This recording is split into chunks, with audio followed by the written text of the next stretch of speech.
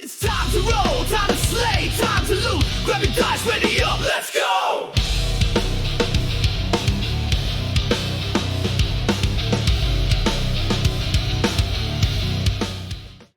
Hey there, I'm Paddy Max and I am the Dungeon Master and also content creator for Chronicles of Celestria over on YouTube. Just first of all, massive shout out to everybody who's seeing this video. Thank you for being here. Thank you for watching along. And if you've watched any of the previous episodes or all of the previous episodes, thank you. That's incredibly cool of you to do so. Thank you for being here and thank you for being part of the journey that we're going on. We really appreciate all the love and support we've received. One of the key things and the reason I'm actually here is because today marks a new chapter.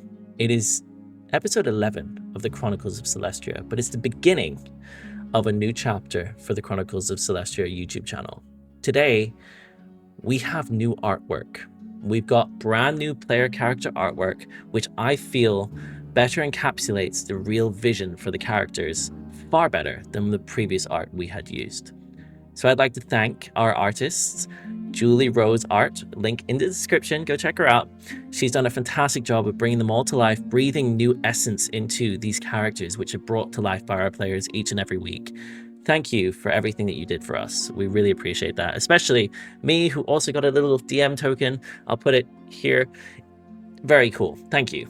I'd also like to shout out Roll4. Roll4 is a YouTube and Twitch group who Julie is actually a player in, so you can go check them out over on YouTube. We've really been enjoying their campaign so far. I think they're a very talented bunch. They obviously know their D&D, and their Dungeon Master, Cade, has been really good at bringing characters to life throughout their story. If you haven't seen them before, their link is in the description, both Twitch and YouTube, so you can see them live, or you can watch the episodes back that you may have missed in the description below. But yeah, they're new friends of ours. Go check them out.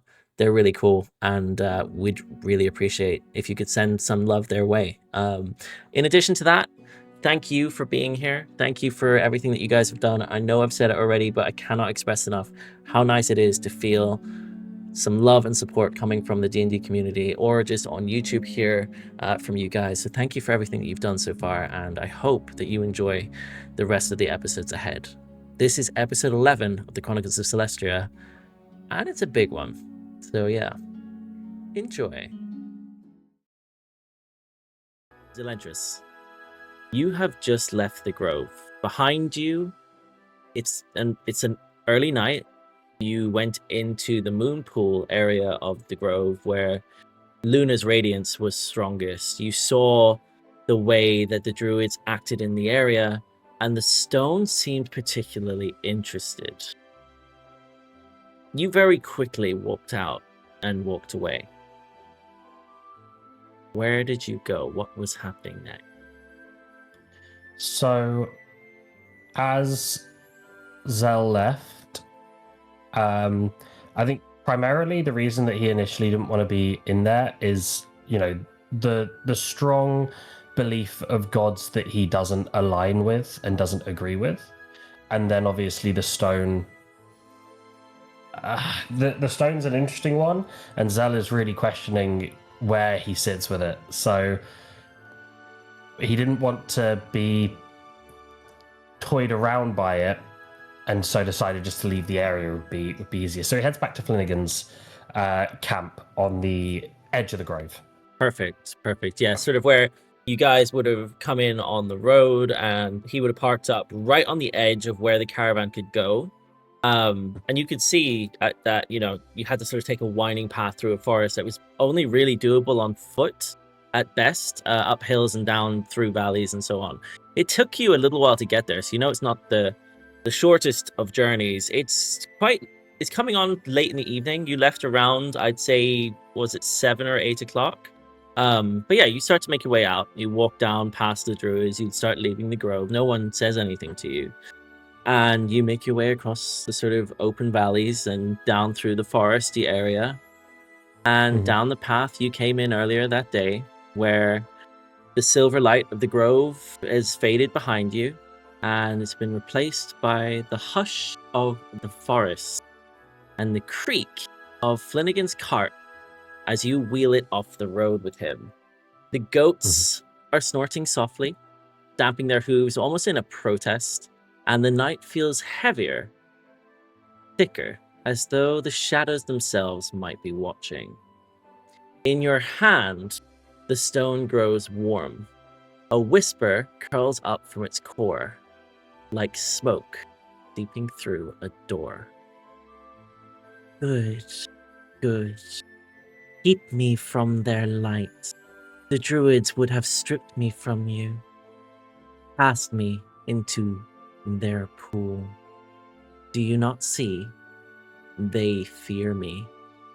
They fear you. The voice is coaxing, half sweet, half sinister, and it seems to almost thrum through your bones. But the ones in red, they know your worth. They walk the road even now. Follow them, little gambler. Watch what they do, and perhaps take what they leave behind. There is truth there. They will never tell you. And later that night, when Can I reply to this? Yeah, you can definitely, absolutely. As this is sort of on your way through the passage, it's almost like it's talking to you as you leave. Are you telling me to side with the red cultists? It glows green in your hand. Clever cub. And then silence. This is... You know me long enough.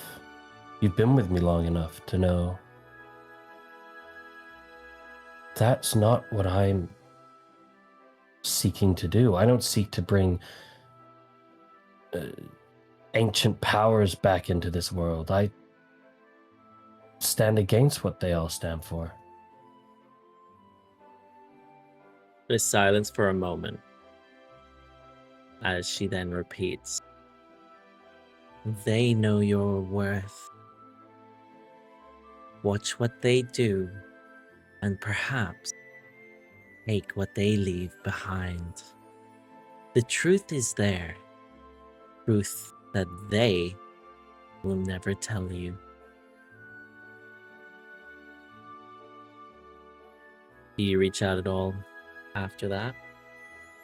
I would say what you'd notice in your palm is that the glowing green sort of runes on it dim slightly and then dissipate. And it's now just the stone as you usually hold it. Could you just, so I can, I'll add it I'll in send later, it to you. so we can speed through. Could you send that through to me? Absolutely. Thanks. Zell puts the stone in a pouch away from his, like not in his pocket, but like in a side pouch, just kind of to put some distance between him and it. Mm-hmm. And he just kind of says, under his breath, I made a promise, but they'd have to respect the way that I kept it. And there's silence as it's sort of, you feel almost like it's still listening to you, but not responsive in any way. But as you continue down the path that you were walking towards Flanagan's carriage, later that night, as Dell arrives, you can see as you come to sort of the clearing where the caravan was parked initially. You initially couldn't actually see it. You saw it sort of just about. You knew because you were there previously that it's in the vicinity, at least it was. But it took you a minute to spot it as the green of the green and brown of the carriage actually blended in quite well. And it seems like Flanagan is almost trying to conceal it in a way from the main road that he's come in on. And as you arrive, Flanagan, he sort of rouses at the sound of whispering coming from you as you're sort of talking to the stone. And he goes, "By Luna's light, Del, you look like you've seen a ghost." And he sort of rubs his eyes at you. And you can see that he looks almost like his hair is so unkept. It's everywhere. He appears to be clutching a blanket over him, just sort of over his shoulders, and he sort of squints at you, sitting atop his carriage. And then that sort of faint glow that was just dissipating, it's almost like he saw just the edge of it. And you can see that he looks to you, he squints at you, rubs his eyes a bit, and looks at your palm. But obviously, it's now just the stone. If it's the druids that spooked you, don't fret. I've been around nobles, priests, and worse. They all smell a judgment, don't they? Makes a man want to run, I guess. Yeah, it was.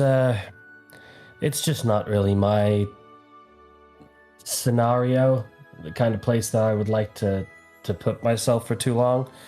The rest of the group have got it under control. I thought that I'd take a break. He sort of settles beside you as you like reach the carriage. He sort of sets up next to you, next to the cart's sort of edge, and lowers his voice.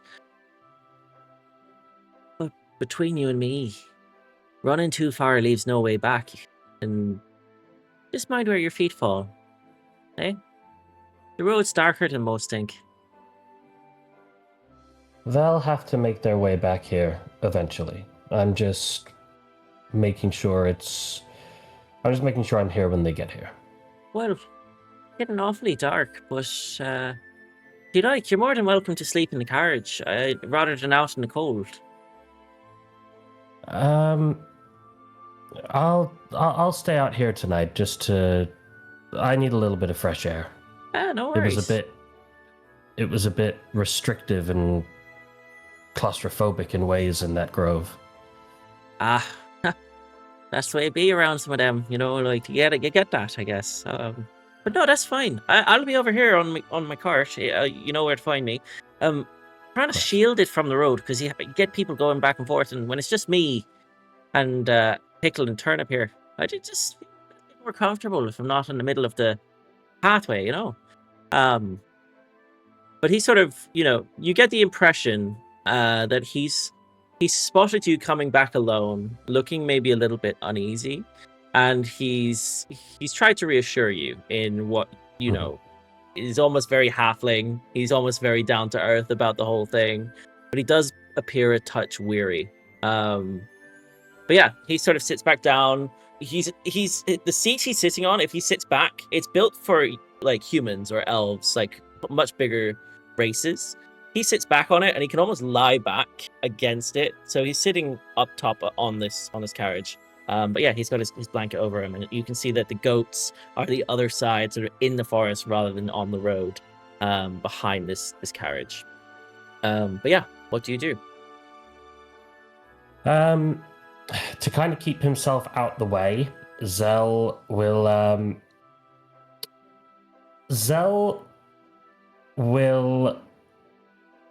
Is there a good sturdy tree nearby that has a good vantage point, like a relatively easy to climb vantage point of the road that Zell could kind of set himself up on that night? There are a lot of trees around you. Can I have a perception check, looking for like a tree that you can see yourself being able to climb up fairly easily to get to a place where you've got a bit of a vantage point, maybe off the ground. You don't know what's in the forest here around you. Can I black some nature roll instead of a search roll? yeah, absolutely. If you want to use nature, I think that works for this. Yeah, because it's trees, so definitely. That's a natural 1. With a 5, a natural 1, you spot one tree, and it's the tree on the opposite side of the road. It looks as though it's quite open. You're not sure whether you'd be very well concealed on it, but it looks like it's quite exposed above the road almost. Failing the idea of kind of climbing it, Zell will look for maybe somewhere more discreet to kind of put himself down that has an okay vantage point of the road. And rather than, so he'll be on the ground still, rather than Zell will sleep tonight, but it will be quite light. He's going to do something he hasn't done for a very long time, and he's going to kind of meditate. Okay, very nice. Okay, can I have a perception check from you then, please? Yeah, This time around. Wow. that's also a 3, which makes another 5. Also a 5. As you can see, there's a couple of hills around you. It actually looks like where Flanagan has placed the carriage is the most concealed area of this path. Yeah. He sort of put it behind bushes that actually shield from the road directly, but it's also got some trees on either side. They don't look like you'd be able to climb them, but it's very well concealed. You might get the impression maybe the other side of the carriage might be a good place to be. Alternatively, Yeah, sure. there's a tree, the tree line as well. So yeah, okay, Yeah, we'll go with that. We'll go with cool. Yeah.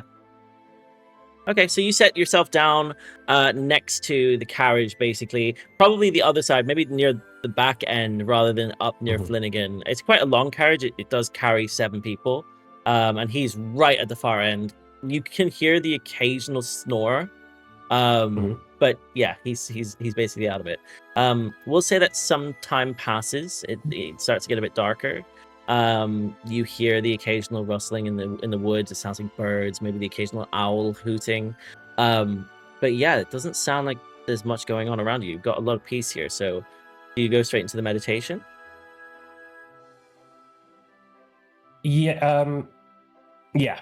Okay. Zell kind of looks at the stone for a second and then just kind of puts it back into a pouch and Cool. Yeah, so you go into some light meditation, and basically some hours pass. It's quite late in the night.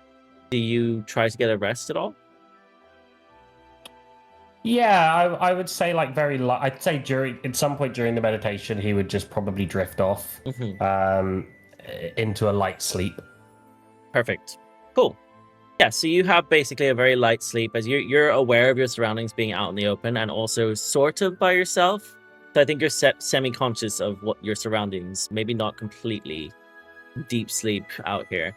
But yeah, you're then awoken in the morning as you hear what sounds like footsteps or clanking every now and then, maybe some light muttering, and then you hear Flanagan as he sort of comes up next to you and he gently taps you on the shoulder. They're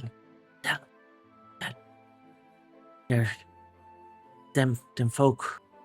They're there. The hoods. As Where? just on keep your wits about you. There's hooded people on the roads with red hoods as well. Just like the other night.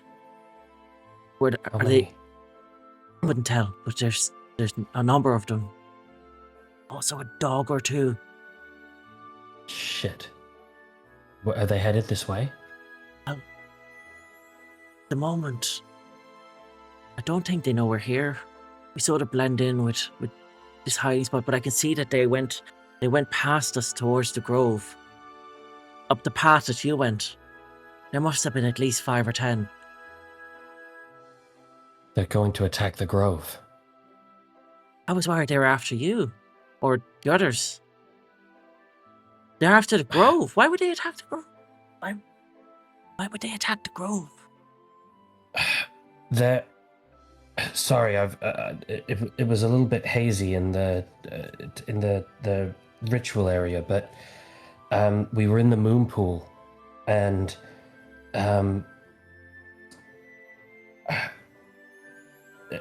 it seems like they're after some stones. Sorry, did you say moon pool? Yeah, something like that. There's plenty of stones around. I think this is a... Yeah, I don't know, but there's a high value target that was in the grove previously. I think they've gone now, but I don't think that's going to stop them. But what are we gonna do? Do we tell someone? We'll have to How do we can we tell? do this? Have you got... Let me take a look at what I've got on me.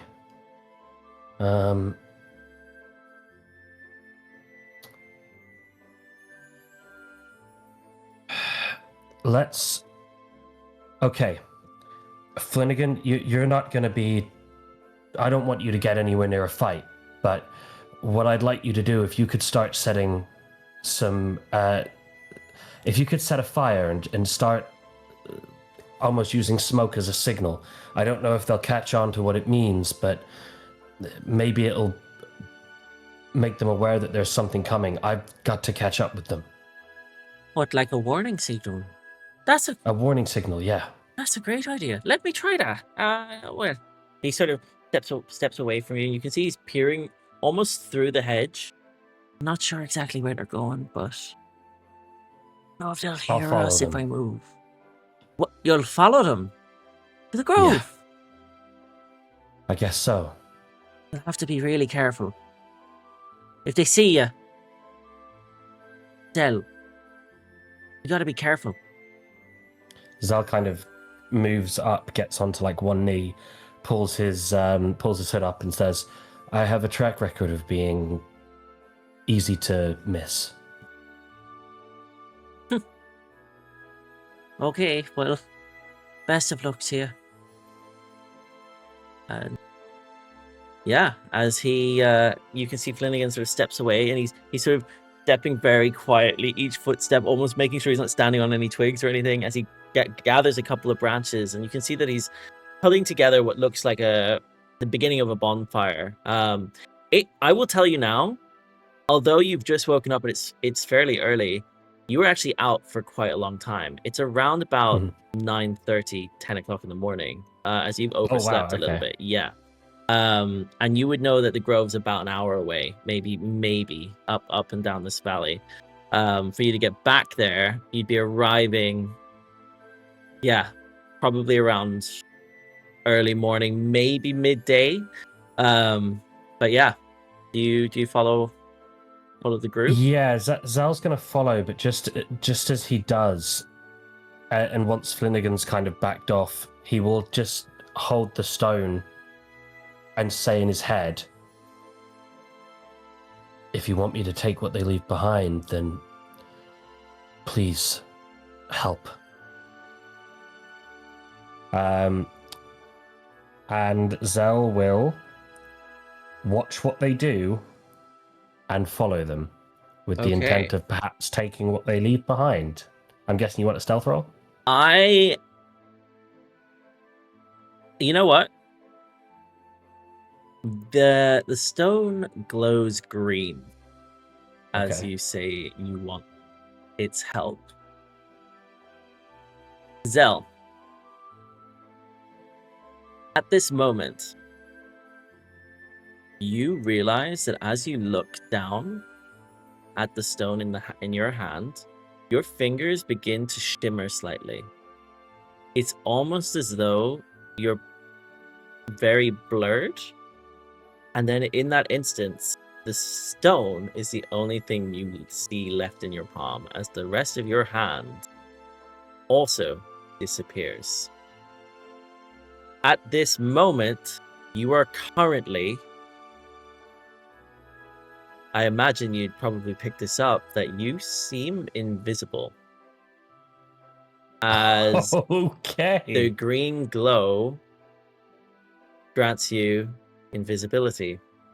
How long this will last, you don't know. You're not familiar with what it is. And you feel as you look down, you can't help but crack a smirk. And then, you head on behind them. I will say, I'll allow you a stealth roll at advantage, because you are currently invisible. I want to know as well how far behind them you are going to be. So, my first roll for this stealth check was my second natural roll, one in 3 dice rolls. However, the advantage was a 12 plus my 7 of stealth gives me a 19. Very nice. So yeah, you succeed the stealth check. Congrats. Just. But yeah. How far behind them are you? I will judge it basically based off of when can I stop seeing their footprints as they're being made, so they can. So if they turned around, they wouldn't be able to see my invisible person making footprints, basically. Okay. So Perfect. that's like maybe 100 meters, 200 meters, something like that. Yeah, we'll say you're about 200 meters behind them. Cool. Yeah. So the stealth check, the reason, there was a high DC for this as well, because they do have dogs with them. Yeah. So they would pick up on things, even if you're invisible, they would pick up on things as well. So yeah, you do get the advantage because of invisibility. However, you still, needed to succeed that. So yeah, you follow them on, and you keep going, and every now and then you can feel almost like a shimmer, as though this invisibility on you isn't quite holding up.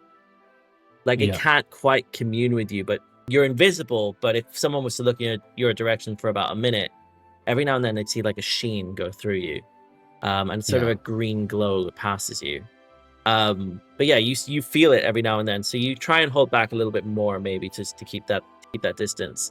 But yeah, as you arrive to the grove, you hear ahead of you, as there's quite a distance between, I will say, just to give you an idea, there's quite a distance between the front of this party that's traveling and the back, as it's sort of a single path up to the grove. But you hear what sounds like the occasional sort of clash of spells or maybe claws. You can hear what sounds like spells being cast in the distance ahead of you. And then you hear, almost as if it rings through you and your entire being, you just hear the wolf howl. As you walk close and find yourself at the foot of the grove. And that is where we're going to leave this part of the session.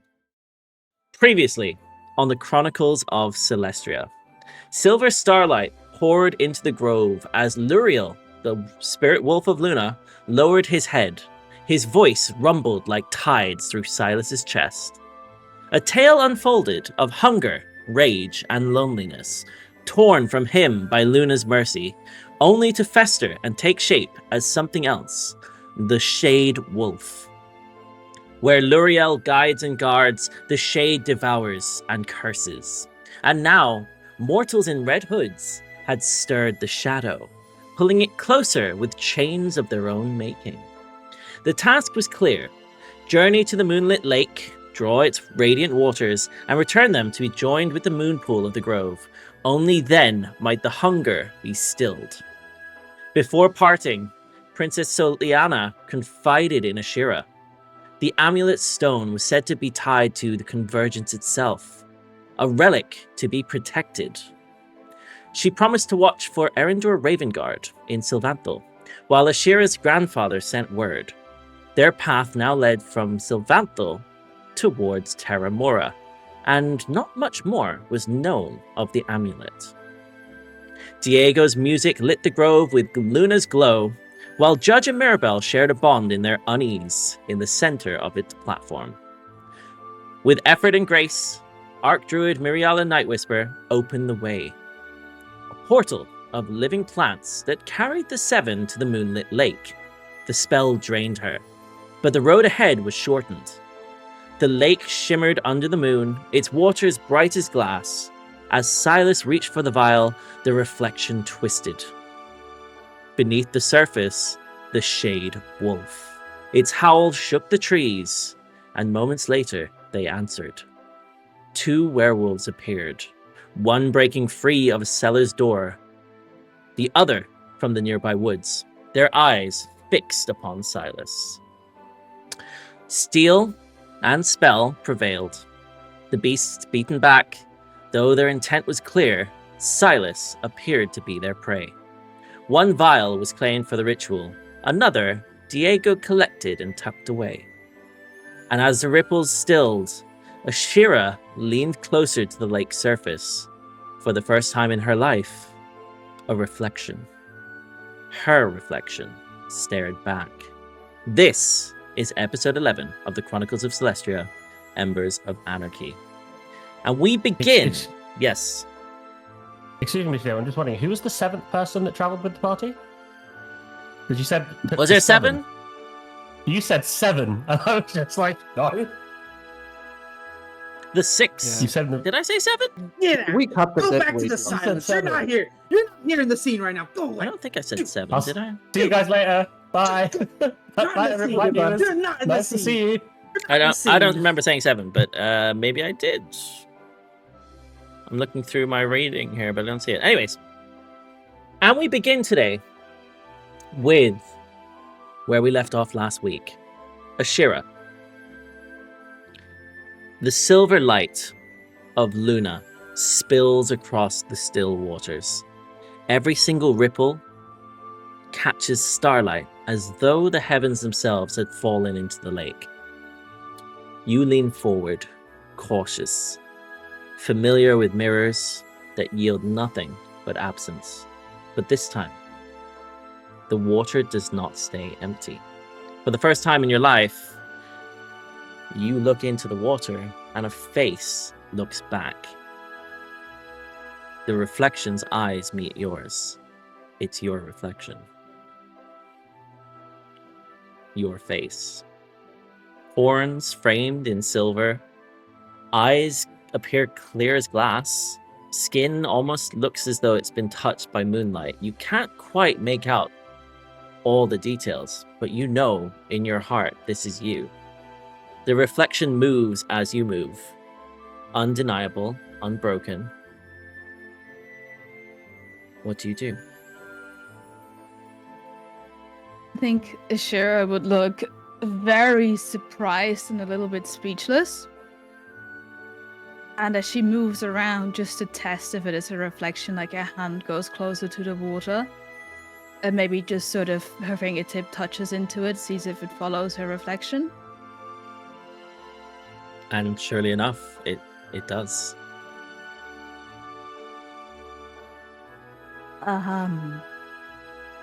Guys, can you Yeah. can you see? Is that me Yeah. in that's, the water? Yeah, that's you. Yeah. Always you. Around you, the others see it too. There is no trick, no shadow. For this brief, impossible moment, you feel whole.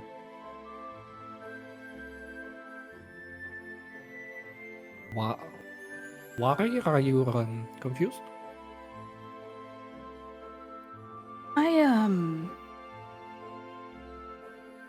Well, I've never seen myself in a reflection. This is odd. I actually don't really know what to say. You never saw your own face in a reflection? No, it is somewhat of family. I wouldn't call it a curse, but none of us have a reflection in our family. Sorry, this is very weird. I've never seen myself, and this is throwing me off. You know how tieflings, they have little things about them in the world? Like, some of them look a little bit different color, different horns. Maybe some of them have, like, different shaped ears. If you say so, yeah. Wait, there are different tieflings? Well, you know, there's also tieflings that are, like, purple and blue, and some of them have, like, bat-like ears and, you know, webbed hands. No? Do you have webbed hands? No, so this we Oh. figured because we look pretty normal for tieflings. It's in our family is this type of curse, I guess. They say it has to do with our ancestors. You know that something obviously has gone through the lineage. So, So weird. because you're pretty, you can't see reflection. No. Thank you. That is not what I mean. It means that just my whole family is afflicted with this trait. Anybody who would like to, if you think you've encountered tieflings before or read about them in some way, maybe your character was interested, if you'd like to roll a history check to see what you recall on what Ashira is saying.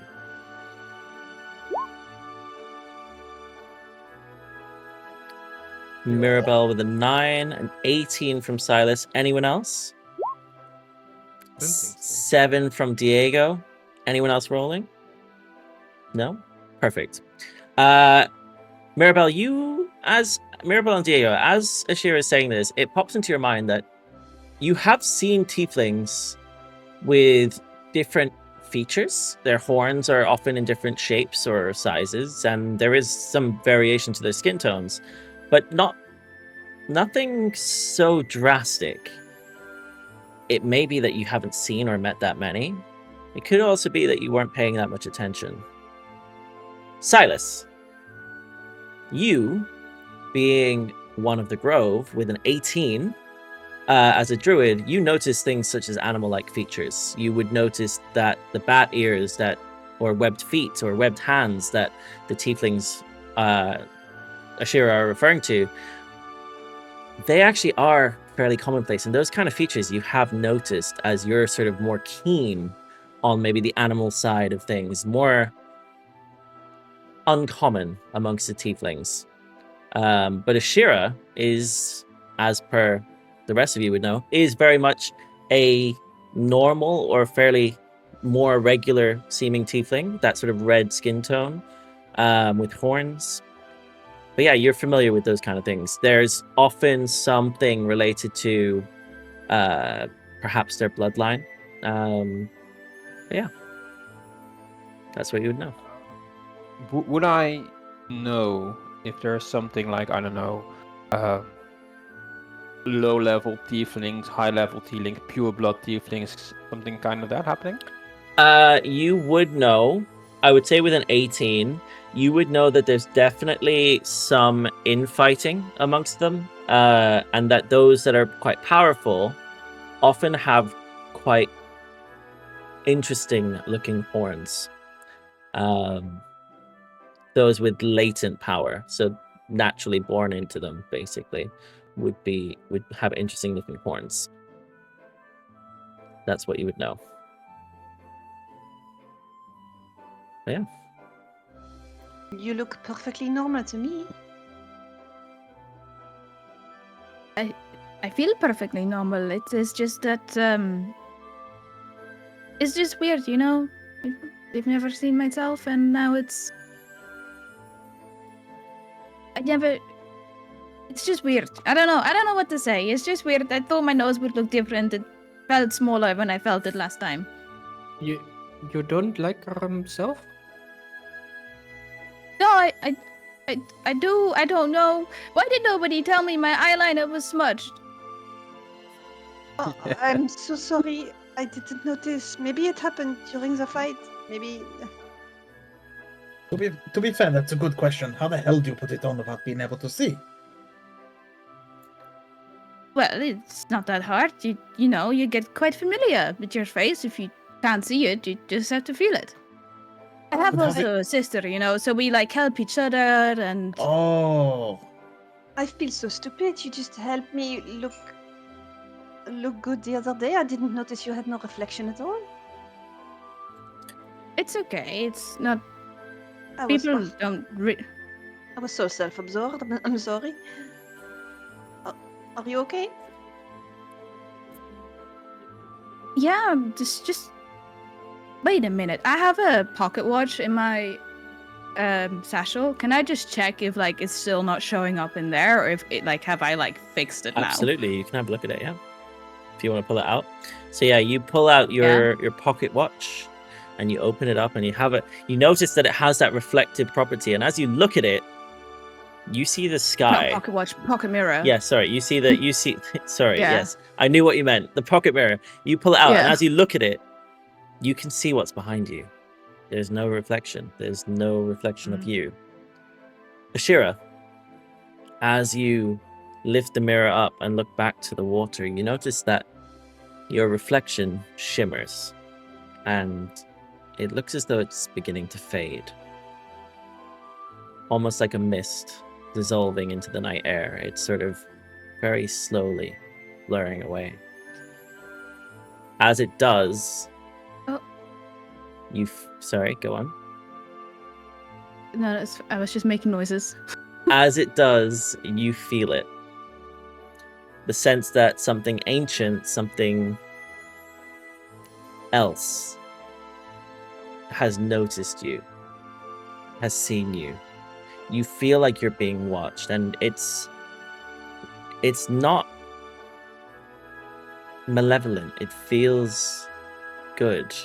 It's not a curse or a shadow. You feel what you believe to be Luna herself, offering a glimpse of the truth beneath the bloodline. And then, in just a moment, the water stills and only the starlight remains.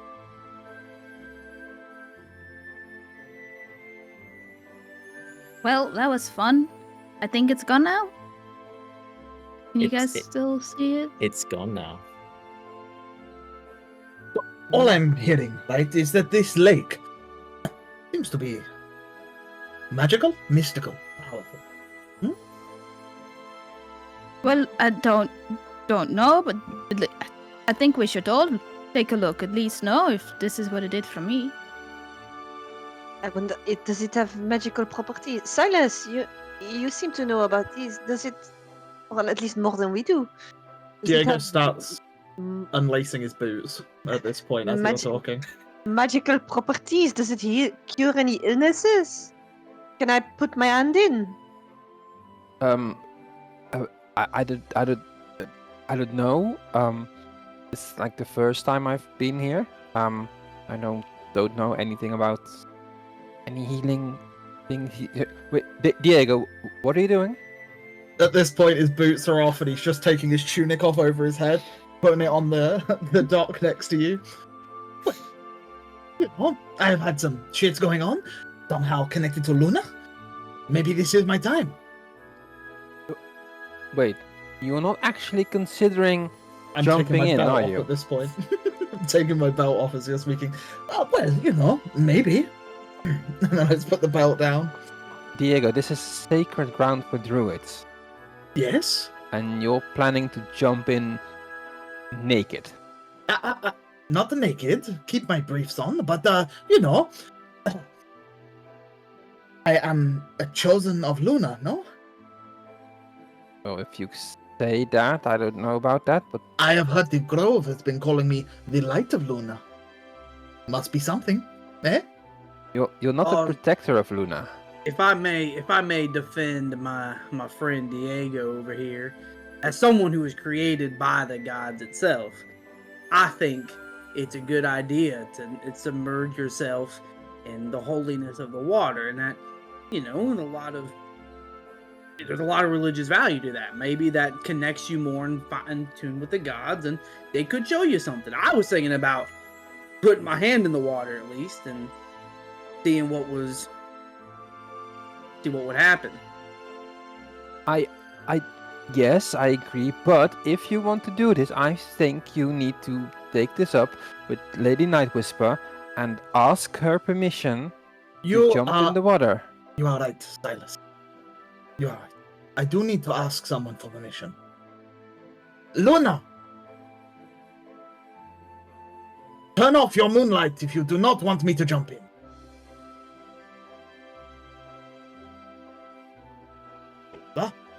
Appears to be no objections. You know that's bullshit, Diego. That can't happen. As they're talking, I will put my hand in the water. Okay.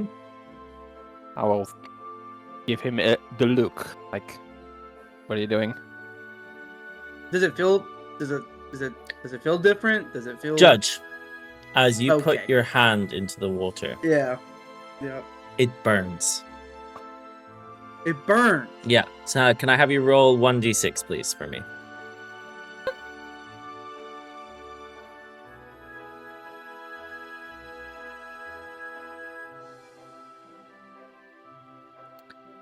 As you put your hand in, Wow. and you feel it's almost like a scalding. Did you roll a d6? I haven't got it. If you have, you take 5 points of radiant damage. Wow. Okay.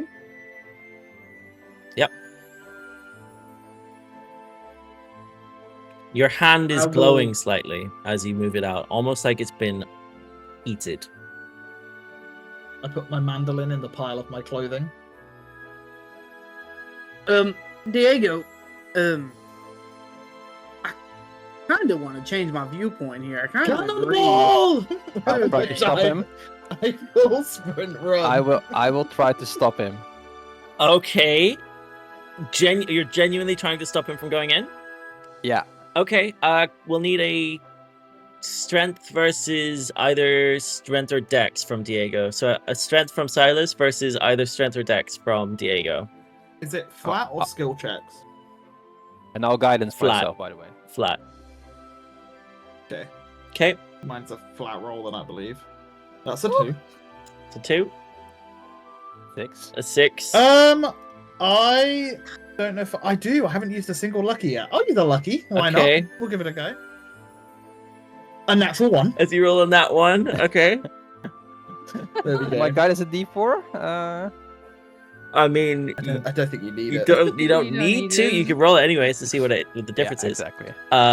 Yeah, so you have an 8 altogether with that +2. Yeah, as you grab hold of Diego and you're stuck there. You're stuck in his arms. He's grappled you. You're just held. Yeah. What are you doing? Like I said, you should ask permission. You can't jump into a lake that's like holy ground. Why not? It's disrespectful. To You who? want the, like, to the Grove of Luna and to the Grove of Solara. Neither of which are here, and you don't like either of them anyway. You really want to do this? Well, and he looks down, the fact he's in his underwear now, and you're holding him. Yes?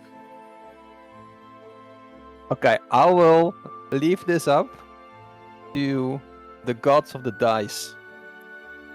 If you can persuade me. Okay. Okay. Well, look, let me put it like this. Recently, I have found out that I have been afflicted by some sort of curse or some sort of arcana or something, right? We have seen that there was some pink panther that was sort of like stalking me, looking at me, watching me, right? We understand that now. L'Oreal came to me the other night, said to me, do not worry, I protected you. Luna herself, apparently, I have become blessed by her. What better way than to be, bathed in her personal waters? Maybe this affliction completely erased. And I will happily roll a persuasion check if you want me to. Or you will burn like Judge. But again, Let's have the persuasion check. Well, they don't call me Diego the Lucky for no reason, eh? And I'll roll my persuasion. Oh my god, my rolls are A garbage. 12. 12? I have a set DC if you don't have one, Sylas. I didn't think of this, to be honest. So My I'll DC let- was gonna be 12 because that is what the DC was to remove the water from the lake in the first place. So it's up to you. Is Sylas persuaded? Diego. If this goes wrong, the blame is on you. And I don't know where is he. Where are you standing, Diego? I Are you was standing in front of me or like on the edge? I was about to run up the dock, and you like body blocked me from doing so. So I'm stood this side of the where our tokens are. I imagine is where we are. Okay. I will shift my body, pretending I'm like gripping or something, and pull you with me so you get past me. Oh wait, what? And then I like trip in, as opposed to actually like jumping in this time. Okay. And I go like head over heels, like I sort of like rotate almost into a flip into the water. Mm-hmm. Diego! Diego. As you splash into the waters part around you, but they're warm, but not to the point of pain. It's more like a mother's hand brushing your cheek. It's that sort of warmth. The surface above vanishes as you fall in, as the water here is a lot deeper than you anticipated. And the surface above vanishes. It's replaced with what looks like a sky of endless night. Stars wheel in silence around you. And at the center of it all hangs a silver moon in a crescent shape. Vast and radiant, this fills up your entire vision. Its light seems to only fall on you with every breath. And it's at this moment that you realize that you're breathing under the water here. With every breath, your chest warms, as though something ancient has remembered who you are, remembered your name. You hear no words, and yet you understand. This here, you're basking in Luna's gaze. She's watching. She is waiting. And when your eyes open, you're back at the lakeshore, dripping with what appears to be moonlight. A faint glow clings to your skin, as if reluctant to let go. And all of a sudden, you feel this pull, as if you're being removed from the water. The rest of you, you would see Diego essentially resurface. Diego, you gasp for air. You're splashing around in the water, but whatever you just felt is over. But it doesn't hurt. I might have swallowed some. It's a little bit stagnant below. Feels nice. What are you feeling? Do you feel like a curse has been lifted? Do you feel better now? I feel wet. Well, so it's just water then. I like splash about a bit. Yes. Do I feel any less tired? No. Okay. You're It's still just shiny exhausted. water. Do you pull yourself out of the water? Do you pull yourself onto the dock? What do you do? Ask Sylas. And yeah, I just sort of like swim to the shore. I was about to offer my hand, but if you can swim. No, I'll come back. I just didn't want to ask you because you didn't want me to go in, and then I'll just stop talking, and I just grab your hand and you pull me out. As you're being pulled out, Sylas, can I have a perception check from you, please? Yes, of course. 14. With a 14, as Diego surfaces, you notice that on his chest, a silver crescent sigil briefly glows, almost as if a tattoo right in the center between his pectoral muscles there, right in the center of his chest. There's a faint, glowing crescent moon. And as your body leaves the water, Diego, you hear in your head, "Not yet, child, but soon." You know this is Luna. I will say, Diego, as you place both feet onto the dock, as you hear this, you feel a sense of empowerment. And you realize that you've gained the ability to cast something. You have a temporary boon from Luna. You've gained the ability to cast the guidance cantrip once per long rest.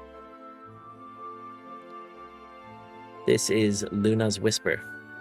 How temporary is it? How long will it last? Who's to say? I will say, when you cast it, the guidance cantrip, the glowing of that crescent moon appears on your chest. But yeah, it's a free cast once per long rest. Ashira, having seen your own reflection in the water, having come to terms with what you look like, you have also gained advantage on insight checks when dealing with matters related to identity, deception, or truth until the end of the next long rest. So you would have it for basically a 24-hour period. But yes, Okay. Diego, you arrive back on the dock. Your feet standing there. You hear Luna for the first time speaking directly to you. No one else seems to hear. What do you do? I think I mutter under my breath as Sylas pulls me on, and it's like, "Oh, that's another voice. Okay, sounds nice though this time." Oh, my stuff. Does anyone have a towel? I can, do my air magic if you like. But I don't have down. I'll be fine. I have a blanket. I'll use that. And I pull a blanket out of my backpack and just throw it over my shoulders. Oh, chilly. Perfect. I will tell you now, it's getting late into the night. You guys have been here for some time. You traveled late evening. After dusk, you walked down through the forest towards the lake and made yourself to the lake. You fought off the werewolves. You've now seen your reflection, Ashira. You've bathed in the water, essentially, Diego. It's getting late. What are you guys gonna do?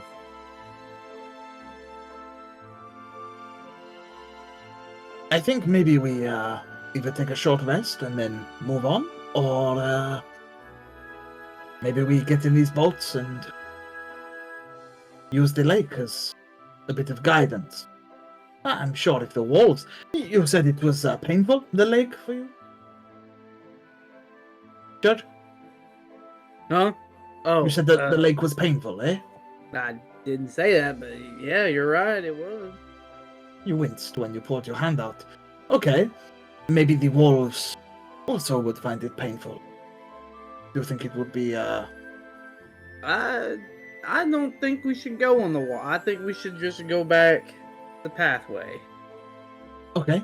We just might encounter more, That foes. I'd rather be swinging my hammer at those and dealing with whatever that was. It has made me think, though. I think the next town we go to, or the next city, we should go to a bathhouse. I think it's a good way to bond. What am I gonna do at a bathhouse? Oh, you will get scrubbed clean. Really clean. In between all your joints, nuts, and bolts. I'd rather Buff you up head to toe. Right. Okay. You guys can go to sleep if y'all want. Take a short rest. I'll stay awake and pull watch. Well, should we maybe move away from this? You know, that smelly hut over there. Like, it's not really the most comfy Here's- place to Here's camp. how I see it. If we can stay here and take a short rest, if those wolves do come back, we can just hop on the boats and head out. We don't even have to bother with them. But if we head farther in, then now we're gonna have to fight them. So this at least gives us a secondary option if they were to come ruin our sleep. Where do you know that there are more wolves like these in the forest? We don't know, and that's the problem, right? We Wait. don't know. Well, we were I'd rather told be there were safe. wolves. Look, were all I'm told. saying is Need a we know tent? wolves travel in pack. I don't think two is a pack. Meaning, in my humble opinion, it's just logical that there's probably more out there in the woods.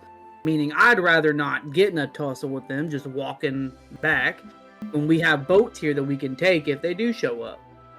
I'd like to do a Dutch. history check to see if I would know if werewolves specifically would travel in packs.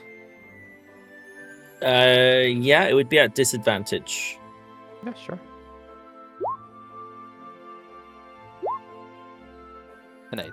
So with an 8, you're not too familiar with werewolves. They're not something which many people talk about. They're not very common. You would know typically wolves do travel in packs. In terms of werewolves, there's so little known about them. It's hard to say. I'll relay this to the rest. That what we know about wolves and what we don't know about werewolves. Either way, Also, staying yeah. here by the boats, it's a plus plus. I don't think there's any disadvantage from. Yes, but how do you go from not knowing how to sit at the table to lecturing us about wolves? First of all, I'm not lecturing you guys. I'm just giving obvious information about wolves. And second off, I'm just offering a battle strategy, which I am more than capable of. Really, I mean, that's what a lot of my training was: is fighting and stuff, being able to protect people at the temple. This goes into that, which is why I'm offering this solution, other than having us Yes. out there on the road getting attacked and surprised. He is a guardian and a defender, not a sitter, okay? He doesn't know. Exactly. Clearly. I am a So, defender. I am a defender. I don't know about you guys, but I'm getting tired. Shouldn't we like move on or do something? That is what we're discussing. Diego, I have a final question. Uh-oh. Do you It have your wasn't me. compass with you? My what? Your compass. I have a compass? The thing you threw away in town Well, then no, if I throw it away. when it came back. Did it? Our didn't items came back in our bags. I start rooting through my bags. The rest of you, you can see Diego looking through. He's left it in the pouch on his side. It's as it looks like there's a compass in the pouch where the celestial dust is kept. There is something bulky in your pouch. I beg your pardon? The pouch with dust top looks bulky. Oh, that pouch. Okay, let me Yeah, I pull the compass out. we thought yeah. you had a pouch earlier. And I shake it. And I look for true north. True North is directly up the dock here, straight north of you. You are That on way. the south side. So, my point being, if we have to go back to the Grove of Luna, we have to go south, not north. Right. I agree with you. I agree. The boat idea is if they What's the attack goal? us, we can take the boat down go the east. east, and then Yes. we can just get off Southeast. somewhere and head back through. We can listen. I understand the argument here, but this is just in case we get swarmed and we get attacked. We at least have a secondary option, other than being out in the forest, where if we're surprised, we just have to Let's- fight. Before we go over the same conversations again, let me just say, do we need to take a short rest for 1 hour before we get moving, or shall we just get moving? Raise of hands if you need a short rest. Oh, well, that solves it. Let's go. Well, I guess we're going, and I'm gonna lay on hands 5 to heal back to 5 just in case. Okay. Yep. You put 5 back into it? Yeah. Perfect. Yeah. So Get you're myself back to back. full health. Cool. So you guys start heading south? Mm-hmm. Yep. Okay. Yep. Okay. Interesting. It should be. If I recall the map that we looked at, I'm should taking it you there not now. be southeast? I'm taking you there now. Southwest. Yeah, As Southeast. southwest. Southwest. southwest of you. Yeah. West. So yeah, you guys, you start making your way through. I would say that Mirabelle, you essentially are lighting the path for everyone else to walk through the forest. Indistinctively, just by being yourself as a fire genasi, you have that glow about you that lights the path as you're walking through. Is anyone doing anything as you guys essentially are walking up and down through hills of trees? There's nothing else around. You hear the occasional owl hoots, but it seems silent. Elirr is still gonna keep the dancing lights like he did last session, just because it's dark and you can't see shit, other than Mirabelle.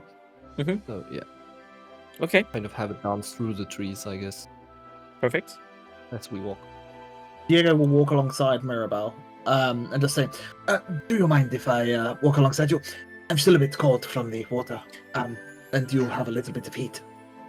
Not at all. Thank Are you sure you're alright? I did see the glow. Oh well, I do have a glowing personality, so I guess it matches now, eh? You know, that's not what I mean. I mean, a moon on your chest. I'm better than I was yesterday, so yes, I'm cold. Okay, that's fair enough.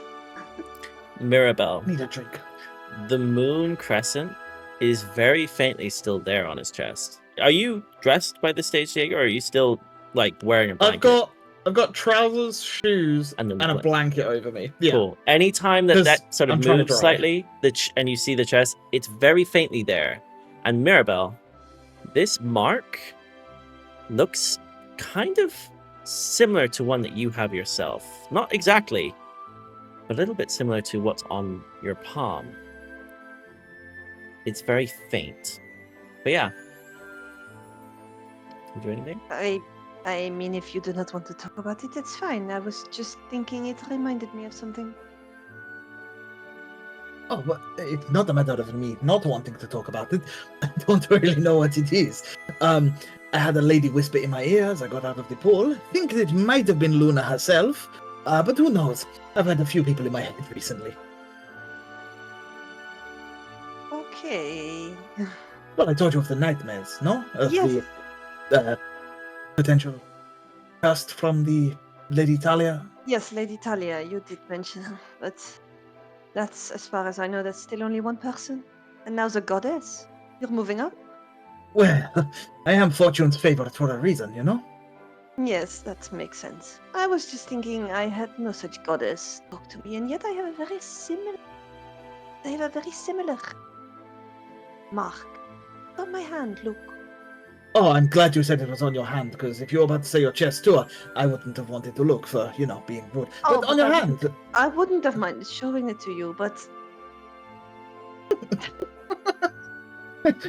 I think for a brief second, Diego's like a little bit stunned at that comment, and then he's like, "So your hand?" yes, it's on my hand. Though. And I um, guess I'll show him my palm. what does it look like? You see what looks like a fire sort of emblem. It appears to have like almost, you see like the regular palm in the center, and then the outline of like a fire sort of motif almost. It looks as though it's been burned into her skin or something. Like a brand. But it's very, very faint. Very faint. And that has not been there before? No? No, not too long ago, as I was staring into the fire. And I heard voices. I mean, not too dissimilar from yourself, really. I heard voices, but it certainly was not a goddess. Okay. Now I have this. I don't know what it's. Same as you. I don't know what it means. Maybe the two of us should I'm like. trying to stare into the fire again, but it doesn't work. Have you put your hand into the fire yet? Oh, maybe we can try that later. But what were you going to say? I was going to say we should probably both get checked. But Maybe there is a doctor in the next city or some oh, an arcanist or alchemist. something. Yes. Oh well. Interesting. Like 2 peas in a pod. Yes, exactly. Perfect. Let- As Go the on, two go of on. you are having this discussion and walking through the forest, are you guys heading straight south or are you going southwest? Like you're heading back? I guess that depends on where the path is going, right? Well, you guys are basically walking through the forest at the moment. There isn't a set path. It's like basically tree line. That's all you guys can see. What would you guys do? Who's leading? I think is the best question. That's a good question, yeah. You Because guys I tell me. definitely, I would be at the back. I'm still at 20-foot movement speed, so I'm definitely at the back. I think Ashira With- would have with taken. Ashira, yeah. Yeah. I Cool. see pretty well. Lay low. And which way are you going? West. Southwest. If there's a path. There's no specific path. It's just trees. You have a directional compass thanks to Diego, as Silas pointed out earlier.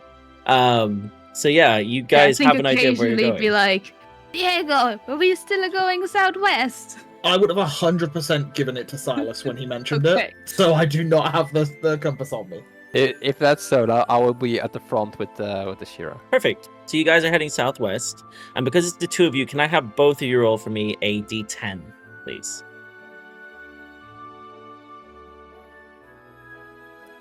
We got a 4 from Ashira and a 1 from Silas. Cool. Ashira, we'll start with you. As you guys are walking through, as you guys are heading southwest, Ashira, you notice in the distance what appears to be a rabbit, maybe? You're not quite sure, but it's very big. It looks like a rabbit's hind legs, but it's about the height of a deer. And it appears to have antlers. It's very dark, so it's hard to tell. But you see this ahead of you in the direction you're going. Yes. Can you see that? See what? Silas, you would now see this as well. Would I know what it is? You guys can do either a nature check or a history check if you want to try and see what this thing is. I will tell you now, it's very difficult to see because it's late at night, but I'll say it's a flat roll. So we have an 8. Guidance Ashira. Very nice. So we have an 8 Oh, hell yeah. nature and Ashira with a history check with a 21, nat 20 plus your +1, plus the guidance, which is... If you roll a d4 for me. Yeah, 1 sec. Wow, plus the 4. So you roll 25. Very nice. Ashira, you have no idea what this thing is. You've never seen anything like it. You're fairly well traveled. This thing doesn't ring any bells.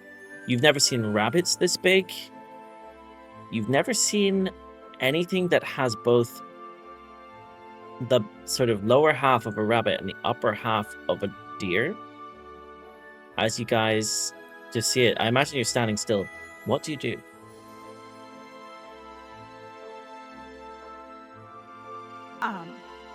Well, if you don't know, and I don't know, do you think we can go past it? You are the druid. You know I just- animals. Yeah, but I've never seen something like this in my life. So I'm not sure if it's hostile. So Why don't we hush up and go around it just in case? that might be wise. Yeah. Let's inform the others. Nice. I'm walking right behind them, I guess. There's a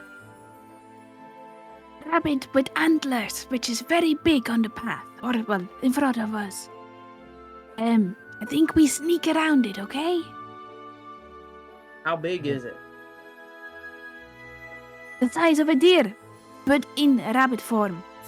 So I- don't you I can- think? I can go No, take care of no, it. Judge, no, no. Wait, there are deer-sized rabbits here.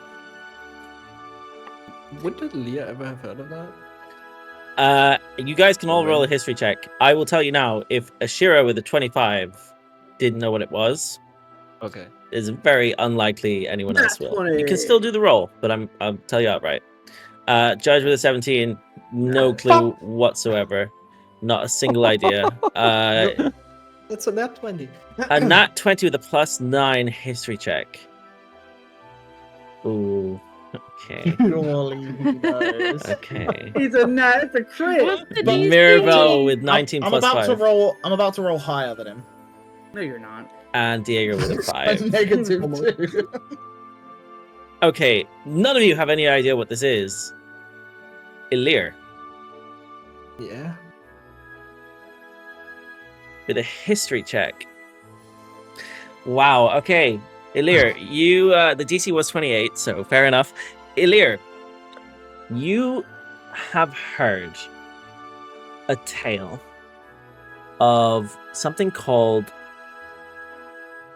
the Forest Guardian, which is said to walk around the forests of Verdantara, and it is a creature that can take on the shape and shift between multiple different animals. This is something which comes across your mind as you look at this creature. It appears to have features of a deer and a rabbit at this moment. There's said to only be one, and it's said to be incredibly elusive and hunted, so is often quite skittish. It is said to bring very good luck. I would relay that, especially to Sylas. It's a guardian of forest. I heard. It's like legend. But it's very skittish, but if you near it, you get luck, maybe. God, I could listen. Hear me out. I'm a divine being myself. I could probably go talk to that thing, and it could be a really fun, nice thing to us. I think you are the most unfamiliar thing for a rabbit or any kind of forest Yeah, creature. but that Maybe thing's let a the do forest it. You can maybe talk guardian. to I'm a animal. guardian of the temple. That we match. We're like the same. We're like brothers in a sense, from a Stop. weird standpoint. Would you It's stop skittish. bullshitting? This is no. It's a protector of this forest. So, in that case, it is a holy thing to a lot of people around here, so we'll just leave it alone. Oh, okay. I'm just hoping it doesn't see us as a problem. Exactly that.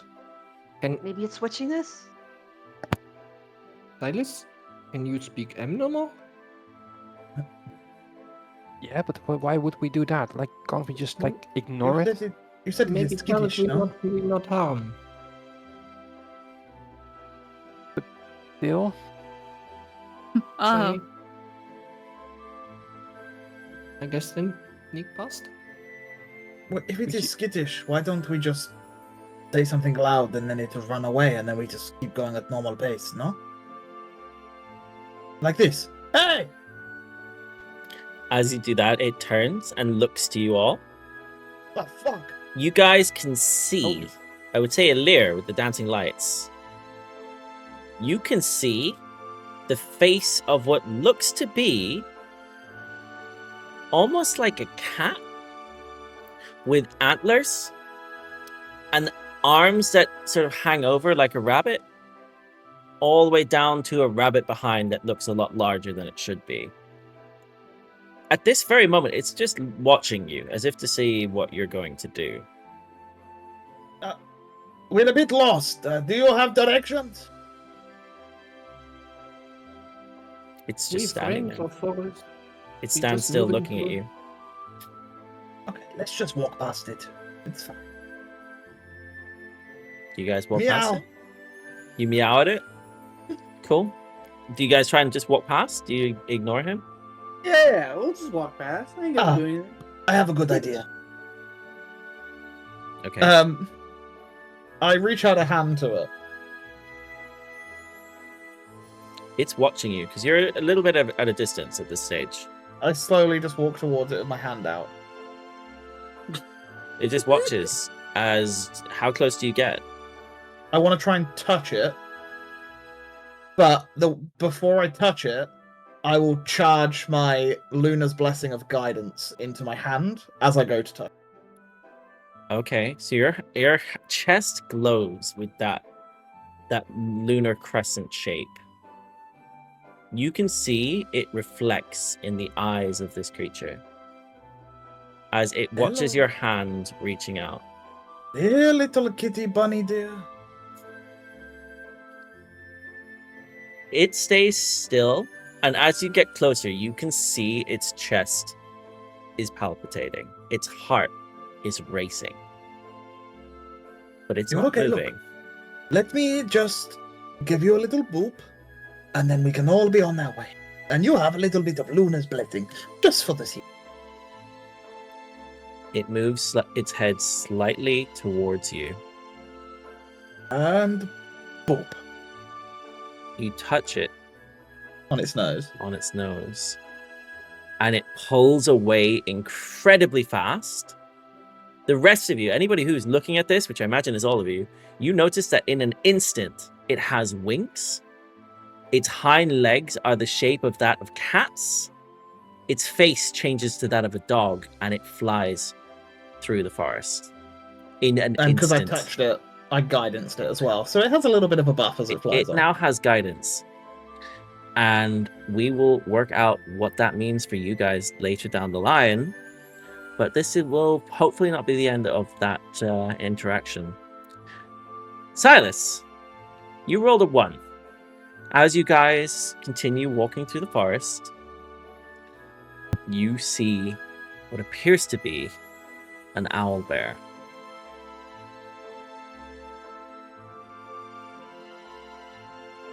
Can I have a... see it? It's on your right, and it hasn't noticed you, but it's awake. It's walking around. It hasn't noticed you guys yet, even with the lights. At this very moment, it hasn't noticed you. Can I have a perception check from everybody, please? I'll guidance myself. I won't roll a perception check because I'm so stoked about the last creature. I'm so distracted. Okay. As Oh.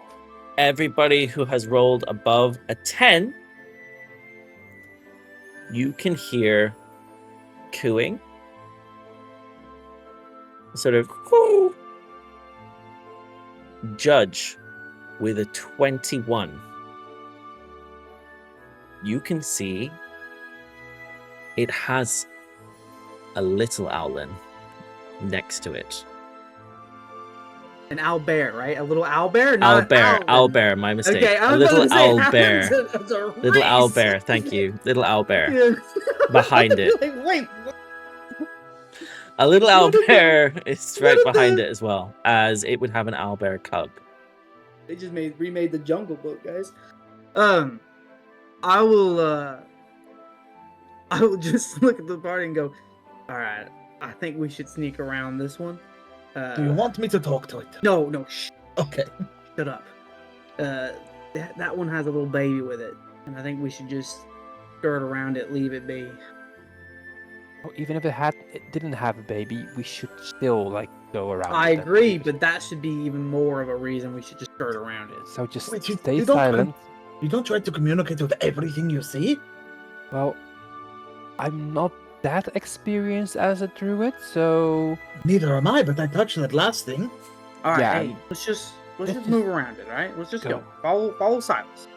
Okay. And Ashira. And don't speak. Just don't say a word. Mm-hmm. Sneak. Thank you. Are you guys sneaking past? Yep. Does anyone do anything differently to what they're doing right now before they try to sneak past? My only thing is, as we're What do you sneaking, mean? because I'm so slow, I'm so far at the back. I go even slower because I'm now trying to sneak. So I like to think maybe there's a bit of a gap forming between us as we're sneaking off. I think Judge is also trailing behind because he's every noise like clink. He's moving. I will need He's trying so hard. all of you then to roll advantage for me. Elirr, sorry, to roll stealth for me. Elirr, it will be at disadvantage due to the dancing lights. Oh. Yes. Before you go, Judge. Oh, you've already rolled. I don't know, Max, if you were going to allow me to do this. I was just going to give him a bardic inspiration, Yep. which isn't going to help I still much. have it. I still have Bardic. Oh, I still have Bardic. It only lasts an hour. Oh no, you Yeah. gave me like 2 things yesterday, right? He does have an you have inspiration.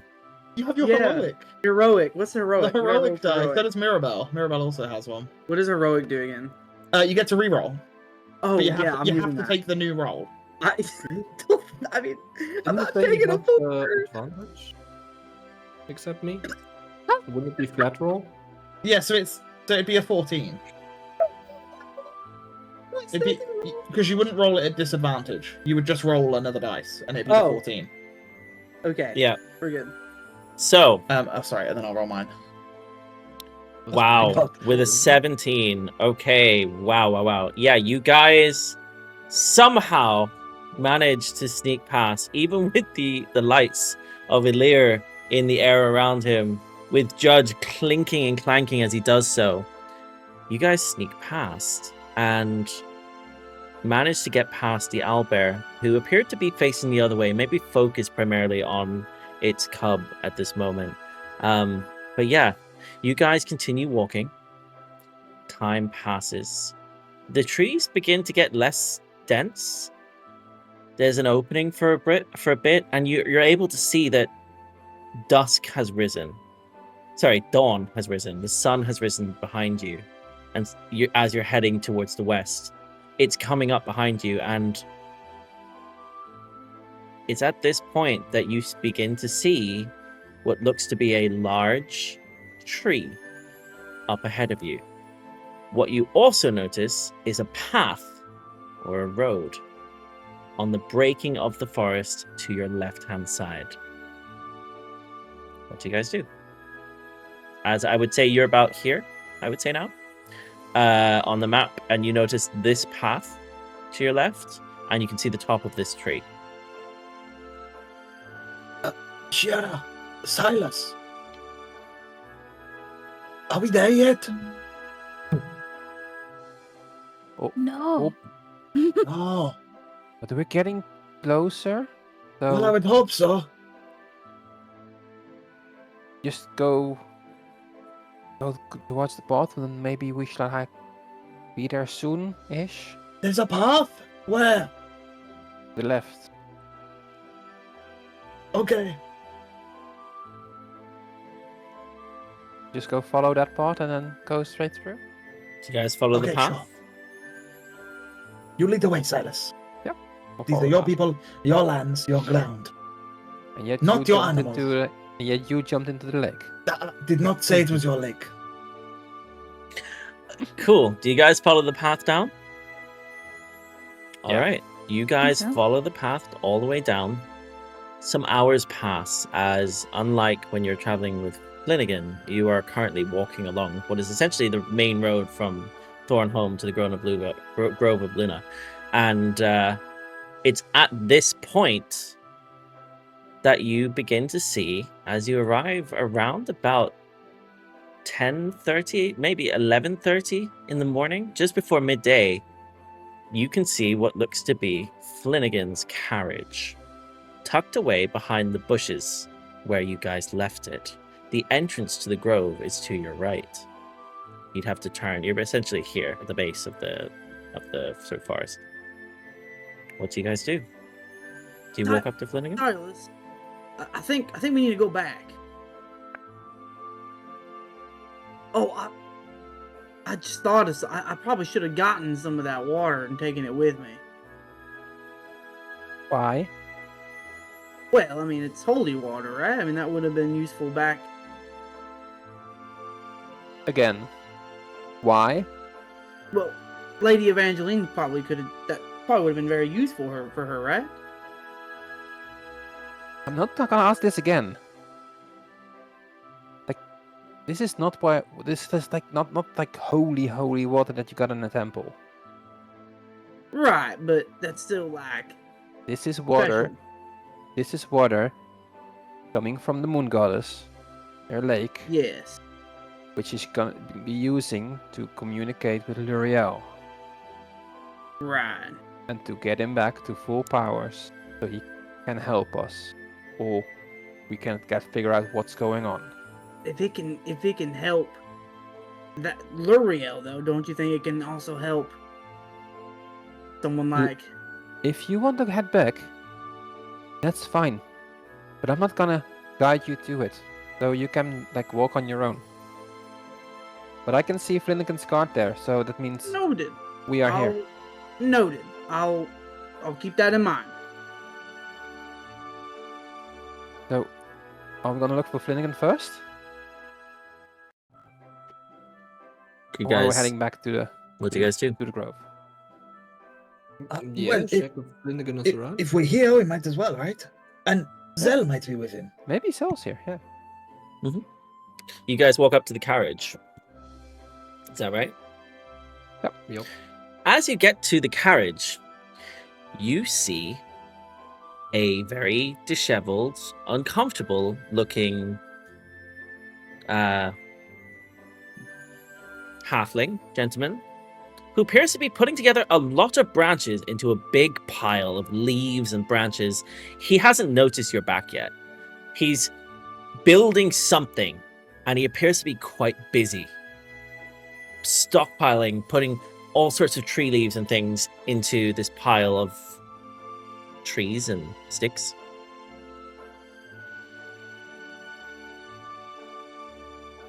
What do you do? Let's walk up to him. Do you say anything? He hasn't noticed you yet. Hello. Flanagan? Oh, No? oh, it's you guys!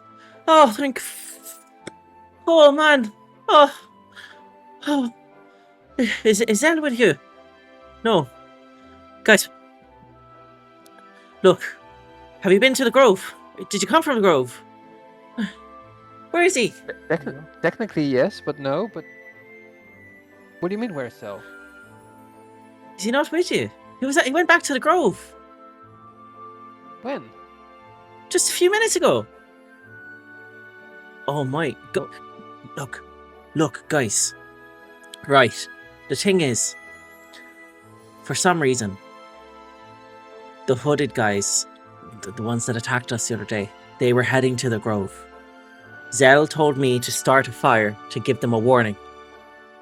He's made his way up there just now. I didn't know how big to make the fire, so I've just been putting lots of things in. It's about my height. Stop it, it's too tall for me. You stay, Flanagan. You stay here. I wasn't planning to You go just in stay there. with the cart. Someone has to stay with No, Pickle and yes, Turnip. You stay here with the cart. Maybe The I should rest of stay us- too. No, you're going Well, with you me. can if Okay. you want to. Anywho, let's go. We don't have let's much go. time to spin around. Zell could use Run, our guys. He Good was. run. I will say he. I think he went after them. I didn't actually see him, but they all Well, went. we'll find him. Just a warning to you all. There was at least 10 of them. They went in. They came in early morning. They started Well- walking towards the Grove, up that way that you guys went, past there. We saw them through these bushes here, and There's about to be none of them left. That's all I'm going to tell you right now, Flanagan. Don't worry about there it. was dogs with them as well. Just a heads thank up. God for that. There were dogs Yeah, there, well, I I- think. Judge starts running up the path towards the grove. Lovely. Wait, I'm slow. It's daylight now, right? It's daylight, yeah. It's about midday. Do you guys head up the path? Cool. Yes. You guys head up the Can I path. try and do it sneakily? You trying to sneak up the path? Is it just you? Well, I don't know if it's just me. Judge is I would running. go in the tree line. if Judge that is makes sense. running. Yeah. Okay. I said I was running. I said I'm running. You can directly definitely in. try to sneak your way up there if you'd like to. I don't care if he's running. I'm just trying to. be Yeah, sneaky. you can definitely try. If you want to do a stealth check for me, whether to say you're sneaking around, I'd say you're still able to do the same amount of movement. With a 15, yeah, you would probably be able to sneak your way up path, even though it's probably adjacent to the path, maybe. And you're maybe a step behind Judge, who's sprinting up the hill here. I will say for all of you, you can see what looks like a lot of foot traffic has been through here. There appears to be all sorts of broken twigs and leaves. It looks like a couple of the branches have been chopped away, as if to open up the area even more. You can see footprints that sort of dirty the ground before you. You walk down the valley, through the tree line, towards the Grove of Luna, and you begin to hear what sounds like spells being cast. The occasional cry. And it's there that we're going to take a quick 5-minute break. And we're back. So we took a quick minute to refresh and get ourselves ready. I think you should have taken the short rest, but anyways, without further ado, as the rest of you head up towards the grove, as you hear these sounds in the distance, we come back to Zell. Welcome back to the session. Zell. Hi. You Nice to meet you. find yourself at the base of the grove. Before you, you can smell the scent of iron in the air. Blood has been spilt here. You return to find chaos. The sacred trees are scorched. Fairy lights flicker erratically, and druids lie groaning in the grass.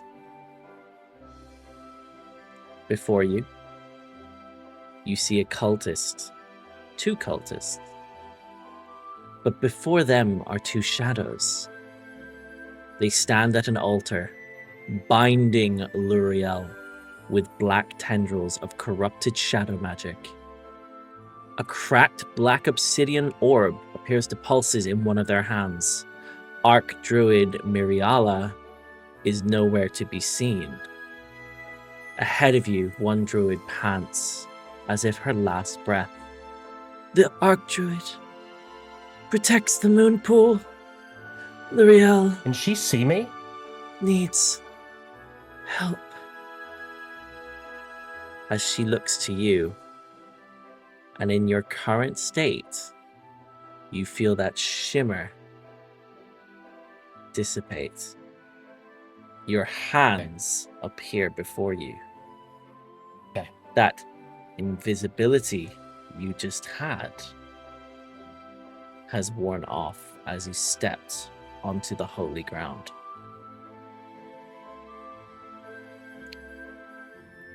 So I don't even have help from her anymore. Okay. You hear, as you say that, you hear, never too far. Okay. I will diddly diddly dum. I'll cast Blade Ward on myself as an action. Oh wait, are we in combat yet, or are we? You've just arrived, so I will allow you to do whatever you need to do. You'll have one free action turn before we jump into combat. I'll tell you when we roll initiative. Cool. I'll Blade Ward myself and then start running in. Cool. And so yeah, you cast Blade Ward on yourself, and I will ask you then to roll, please, initiative. The 23, nat 20 plus 3. Very, very, very nice. As I just need to very quickly roll all the initiatives for everything else. And I will need to roll it publicly. Cool. Bear with me a moment, please, everybody. And we've rolled initiative. Zelentrus, with a 23, you cast Blade Ward before heading into combat. You arrive into the combat scene here. Before you, you see red-hooded cultists. You see Luriel binded. You see the druids of the grove slain all around you. You can see the bodies of druids. You can see blood splattered on the ground before you. What do you do? I'm gonna dash my ass up there. So 1, 2, 3, 4, 6, 7, 2, 3, 4, 5, 6 to hit. And that'll be my turn. It's fuck it. I'll at the same time I'll shout, "Hey! Leave them alone!" As to try and grab some attention. You can see that everybody's not much else to do. doing things and they're attacking one another. You passed the druid. As you ran past her, she's sort of unconscious there on the ground next to you. Alive, but just about. But yeah, you ran past. Is that the end of your turn? That's the end of this turn, yeah. Cool. The cultists. You can see that the two cultists appear to be casting something. One of which is using what appears to be a black moon stone, or a stone with a black, sorry, a moon-shaped stone with a black stone held between the two tips. And in that stone looks to be almost like a fire. It appears to move as you look at it. And you can see this because it's only slightly erased above you, this platform. It appears to be channeling something into Luriel as he does... Bear with me. He does 6 points of damage to Luriel. Cool. The second one appears to be focused on the tendrils which are holding it together. And that will be his turn. As you can see, there are essentially like almost like black shadows coming out, wrapping themselves around Luriel. You can see that at the center, Luriel is sort of writhing in what appears to be like his spectral form is bound by these tendrils of living shadow. And they're black chains that coil around his limbs and also around his muzzle. Each pulse of darkness dragging starlight from his fur. As you can see that with that first attack, essentially, it's almost like a bit of him is torn away from his side. You can see that the starlight dripping from his fur drips to the cultist's hands, like almost like it's like liquid essence is being taken from him. And standing before him is this crimson robed figure raising that crescent stone. With every word they chant, the tendrils appear to get tighter on this figure of Luriel. And you hear back as you shout, "The wolf is not yours, goddess. It is ours to leash.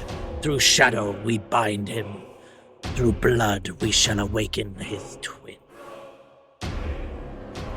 And that's the end of their turn. It's at this stage that you see what appear to be two spectral-looking forms on the platform. They attack towards Luriel's form. These are like shadow beings of some sort, and they attack, doing 10 points of damage. And a further... Oh, actually, both of them hit. One hits, 25. And he does 13 points of necrotic damage to Luriel. As you can see that he sort of writhes again in that agony. Yeah, as that is the end of his turn. You then see up north of you, it appears to be a dog that's in a battle with a druid who looks to be holding it steady. Next to him lies a fainted bandit who looks completely torn apart. It's as if it's been clawed by some animal. You can see that he attempts to bite the druid, who sort of holds the jaw open in a grapple, and doesn't take any damage. The next we come to Luriel. Luriel essentially looks to everybody and he tries to howl, he tries to move, but is still grappled. kept contained. Around him, his form appears to have almost like a cloud that's his essence being torn away from his flesh. We then see that the dwarven druid up north of you guys, who none of you actually spoke to before you left, attempts to cast uses his his vine staff to attack towards the beast with an 18 to hit, which was whispered, but it's 18 to hit, which does 9 points of damage to the beast. There, as you can see, you hear the wince of the mastiff as it sort of retracts away from it. We come back to the druid at the base. Looks to be trying to cast a healing spell on herself, as you can feel behind you. She casts. Actually, she can't cast. She's out of spell slots.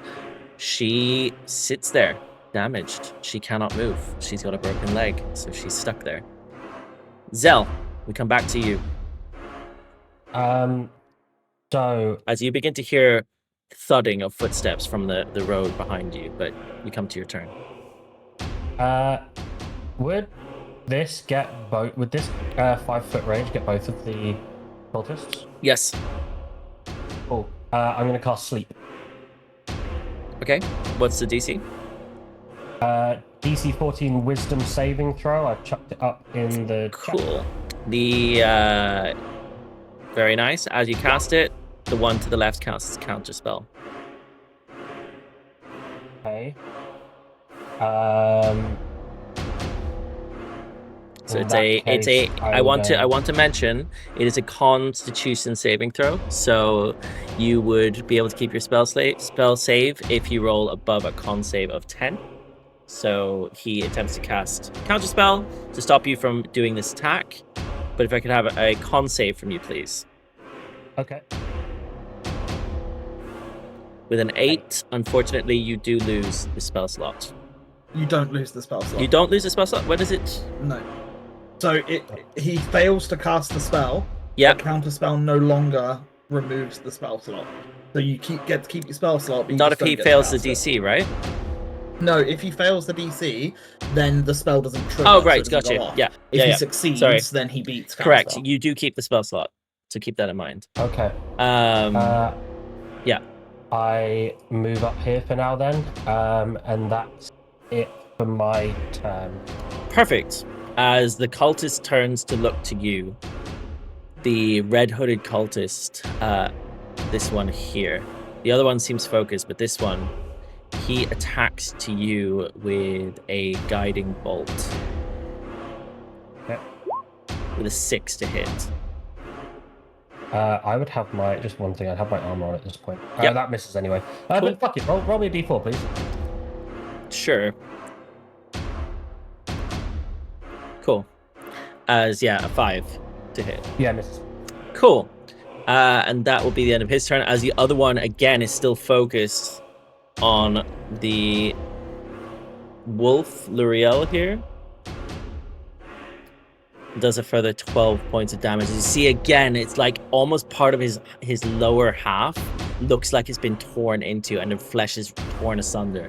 You can see what looks to be like celestial essence being torn away from him. And that's the end of their turn.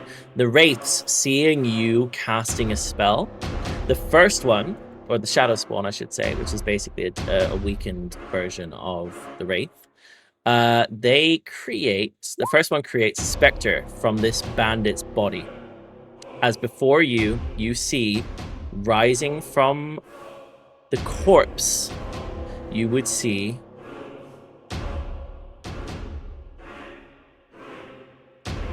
Can I get an ass? Is that within 10 feet? Within 10 feet of him. Within 10 feet of itself that has been dead for no longer than a minute.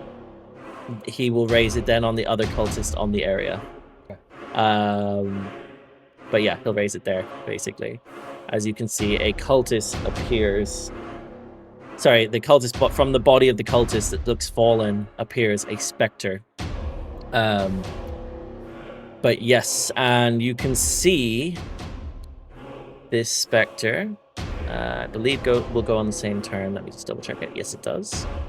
We'll use it on the same... we'll roll initiative for it, because entering combat. Cool, it'll go last in this turn. But yeah, it forms. The second one strikes towards...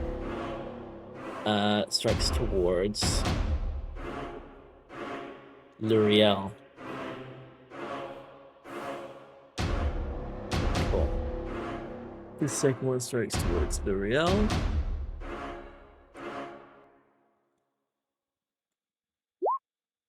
Does hit, doing 32 points of damage, which is a very, very high roll, but it is a very high level attack. As you can see, he winces in pain as this essentially is pulling the life essence out of Luriel here.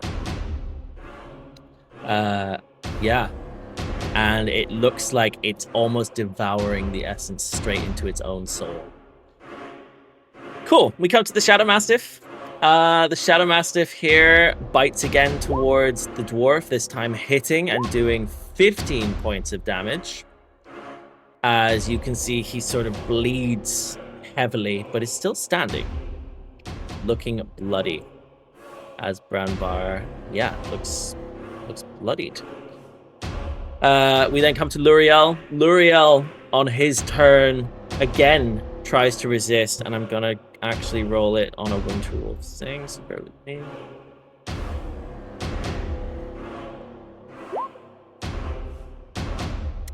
As, yeah, it unfortunately is still bound. Branvar, Fogroot, the dwarven druid, again, this time uses the vine staff on the beast, missing, unfortunately. As we then come to the Druid of Luna. And it's at this point where, Judge, you enter.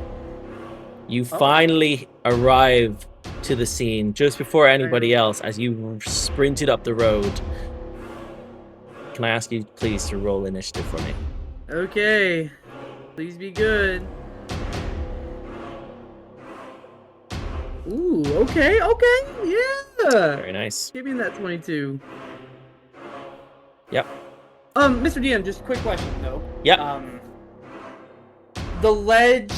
I know you said that the thing that Luriel's on sits up a little higher. How high up is that? You wouldn't be able to jump it if that's what you're trying to ask. It's about 10 to 10 foot. It's about 7 foot up. Even with my athletics? We could do it. You could do an athletics check. I'm 6 feet. I'm 6 feet tall. I would say you could probably try. Okay, I just wanted the confirmation. Yeah. I'm gonna try it anyway. I would say, for example, Elirr could fly onto it. It's about 10 foot up. Yeah. 7 to 10 foot up. All right, it's enough that you guys can see the platform, just above you. So yeah. But cool. Yeah, you arrived to the scene. I will say that I'll give you this turn as you first arrive, and also add you to the initiative. So if you want to say what you would do as you arrive, this can be your turn. I mean, seeing everything, do I see Zell? Do I see him running up on the path? I would say you see everything before you. You know what? Let's get everybody else to roll initiative as well, please. No, Max. No help on Judge.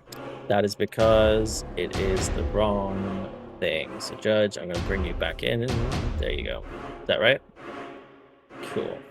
I have no idea why that happens, but it is what it is. Could we roll without token? Can you roll without a token? Hold on. I don't think you can you? Let me move you to... No, we don't get added. Let me move you to the token layer. Let's say, for the sake of brevity, Judge, you probably get into about here as the others arrive behind you. Ashira, I will say you are currently hidden as well. And thank you for moving Diego back, because he would be at the back. Yes. Cool. Could I say I came in this side if I run on the tree line? Sure, yeah. Cool. Has everybody rolled initiative? Looks like it. And let me just reorder this. And we'll go down to the cultist again. Druid of Luna. Yeah, so I will allow, Here's because you my- were ahead of everyone else, Judge, if you want to take your Okay. turn now. Judge, Yeah, yours isn't on there Not because I don't being think you clicked your token I when you did, though. clicked it. It's okay. I deleted I have the a token this way. 22. Yeah, I Yeah, have I'll a change it 22. to 22, don't worry. Okay. I'm just straight up running, even on their grass at this point. Like, this is a very serious situation. Mhm. So I'm going 60 feet just straight up. Okay. And that should get me Through the about- bushes, Do you cool. think? Yeah. Do you think I could do a drive-by healing? Like, if I wanted to heal this girl up a little bit? You can do your movement 5 foot at a time. Okay. Yeah. I'm gonna run up here. Yep. See that she's hurt. I'm gonna quickly lay on hands. How many hit I mean- points? Isn't it your action? Is it an action or is it your bonus action? Lay on hands. If it's my action, I'm not gonna use it. You know what? I'm not gonna use it. Yeah, it's Okay, an action. I'm not cool. gonna use it. I'm just gonna look at her, give her a thumbs up, and then keep running. Wow. I'll get about here. About Yep. 60. Well, no, I think I can go farther than that, actually. Yeah, you're one. Yeah, I can get almost You're right up to it. Yeah, you're one further ahead, I think. Yeah. You're about there. I am going to take out my throwing hammer. Line up the shot. You can't, can I'm you? gonna throw- Is that bonus action? It's dash. I didn't. Oh, you're right. Never mind. Okay, cool. I was excited, guys. I was excited. Leave me alone. Cool. Is that the end of your turn? Yeah, that's the end of my turn. Cool. As you see that this specter moves towards the giant wolf, and it attacks again. That was whispered, so let me make it public. Okay. Doing a further 8 points of damage. Okay. Yep. Cool. As again, you just see there all these beams basically attacking this spirit beast ahead of you. Zell, we come to you. Okay, first thing I'm going to do, I'm going to shout, I don't know who you are, spirit beast, but you need to fight off this thing! As I'm going to chuck a bardic inspiration towards L'Oreal. Cool. It's a which I probably 1d6, should have right? done earlier, but yeah, 1d6 that I kind of just clocked would have been useful. Then I'm going to try and cast sleep in the same spot again for those two guys. Okay. Are they going to counter spell it again? You have to wait and see. Oh, I cast it. Okay. Wisdom save 14. Yeah, wisdom save of 14 for the two of them. The one that has the stone beam, the stone that is currently holding or Yeah. focused on L'Oreal succeeds. And the other one. They rolled an 8. The first one rolled an 8, didn't they? Oh, yeah. So yeah, no, he is now asleep. The other one is still conscious. So the one with the stone has stopped. Yeah. They're now incapacitated. They are now incapacitated. Thank you for that. And that's for one turn, right? Or is it? It's one turn. Failed then save, they the target repeat has a- save. If yeah. they fail again, they go unconscious Cool. for the duration of the spell. Perfect. Cool. And then I will go one. You know what? I'm going to move it on the other screen so I can see the squares better. I'm zoomed out so far. 1, 2, 3, 4. I can cross the water, right? We can just stand on that. Yeah. You can stand on the water. As you guys do so, you realize it's almost got like a protective layer on it that actually stops you from touching the water. Same as because we've crossed it before, haven't we? Mhm. Yeah. Cool. Yeah. Awesome. That's it for my turn. Perfect. As we come to Judge.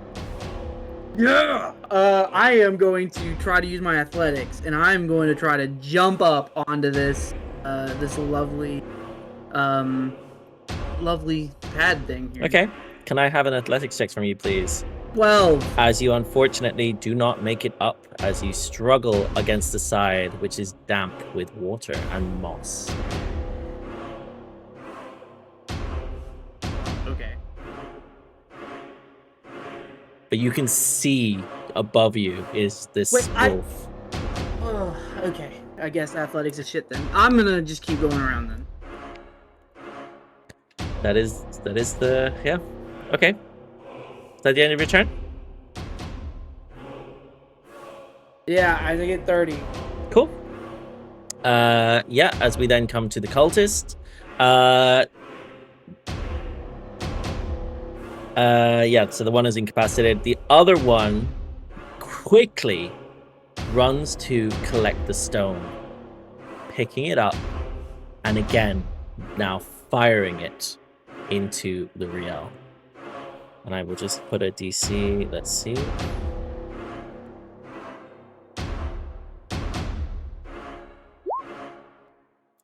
As it successfully makes contact, failing the Constitution saving throw. So yes, yeah, he's now focusing and tunneling this beam into L'Oreal. Elirr, before we come to you, Elirr, very quickly, we will do the Wisdom saving throw to see if it's still affecting, as the other one is no longer incapacitated, succeeding the Wisdom save.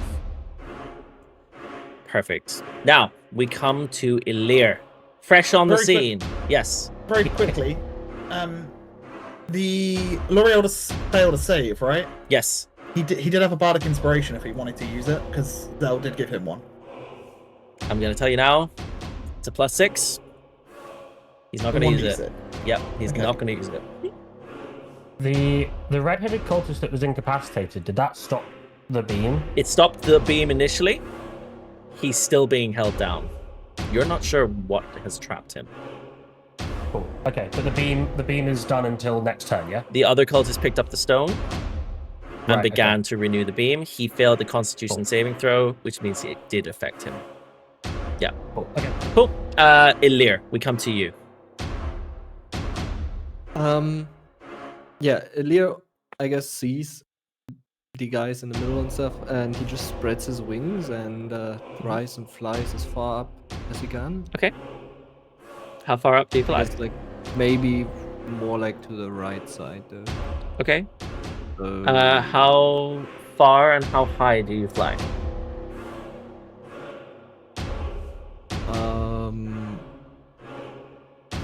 I don't know, like 10 feet up, because obviously there's stairs here as well. So Okay, it's so kind 10 of feet up. Yeah. And then as far as I can go, which is 1, 2, 3, 4, 5, 6. And when I dash, I get to get the other, right? You double your movement speed. Yeah. So it'd be 60 total, So I guess around or here? 50 feet basically from where you were. Which that Oh, seems 50? far. Okay, then. Yeah. Yeah, I think 50. would be there. 5, 10, 15, 20, 25, 30. Yeah, perfect. Cool. Yeah, so you fly there. Is that the end of your turn? Yeah. That's the end of my turn if I dash. Perfect. As we come to the wraiths, they will.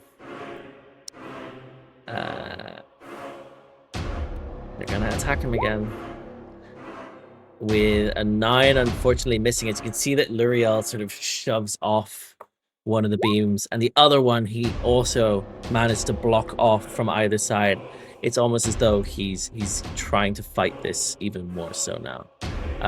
As we then come to the Shadow Mastiff, who again bites towards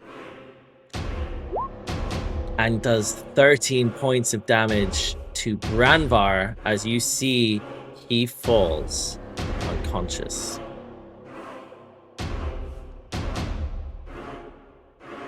Yeah. Let me just put that on him. Yep. Perfect. As we then come to, you know what? He falls unconscious, and then the Mastiff will move down towards you, Zelentrus, and stop there. That's the end of his turn. As we come to Ashira, fresh on the scene, still hidden from the path. What do you do? Yeah. Do you think I could get to about here and sort of use the tree as hiding still? Can I see them up I there will from tell there? you now, you are technically hidden because you succeeded on the stealth check.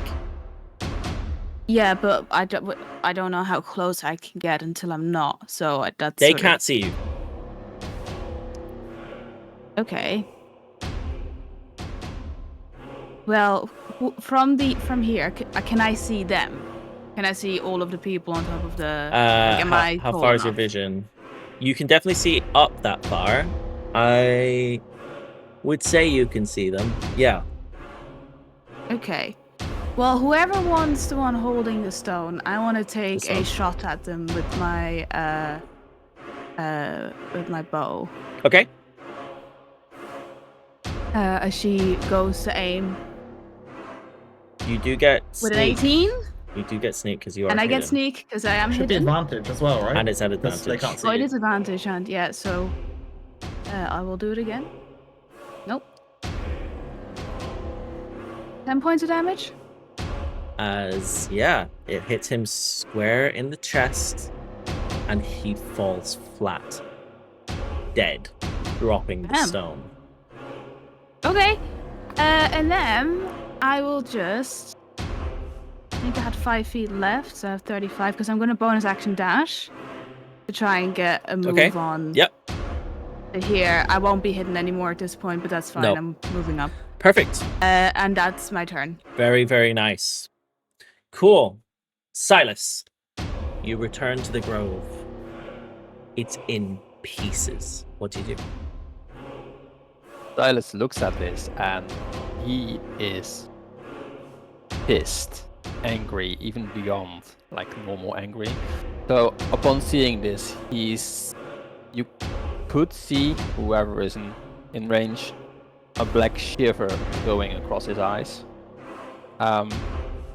Sylas will use, I'm sorry Max, I know I promised you this, but he will use another wild shape. Okay. Yeah. Transforming again in a wolf.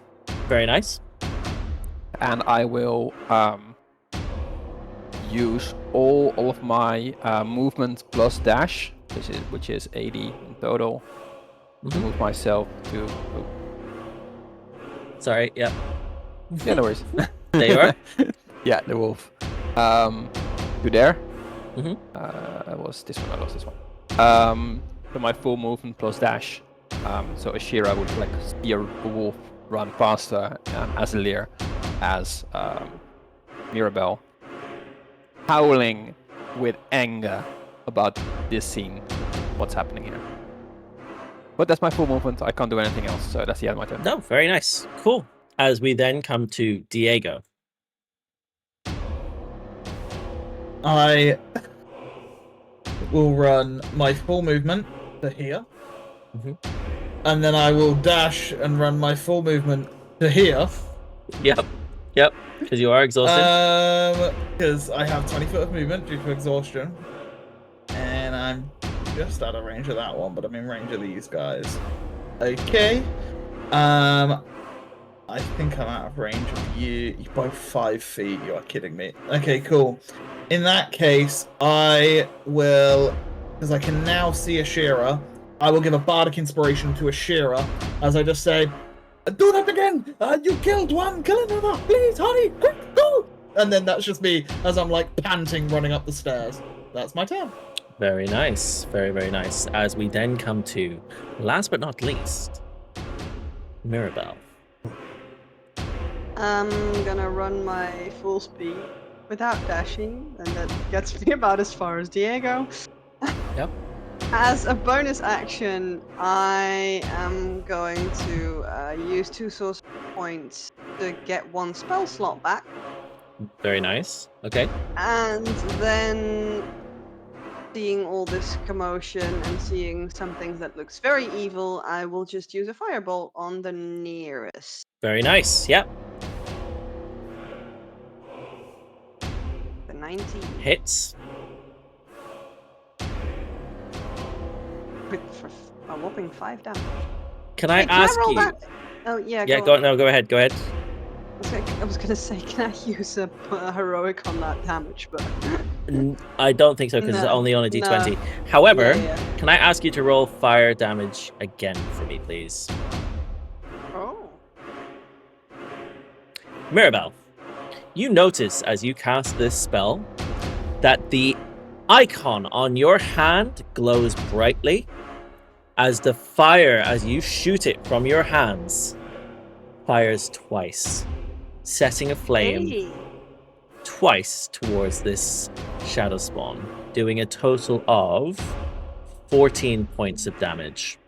As I'm next to her, do I see that it like flares up or something as she casts it? You probably would see this. Yes.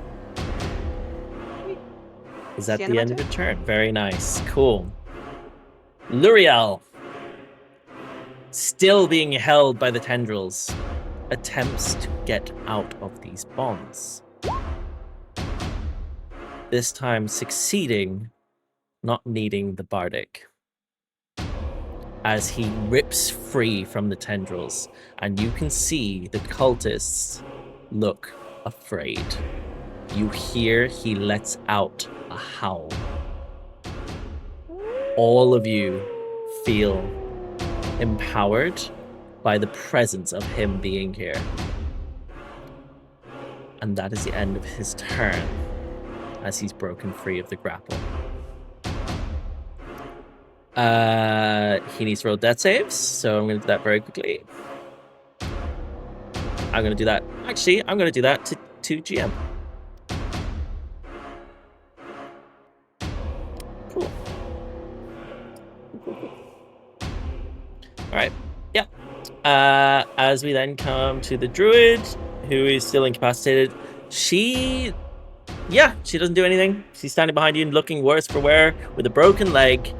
But she'll say to you on her action, "Stop him at the moon pool."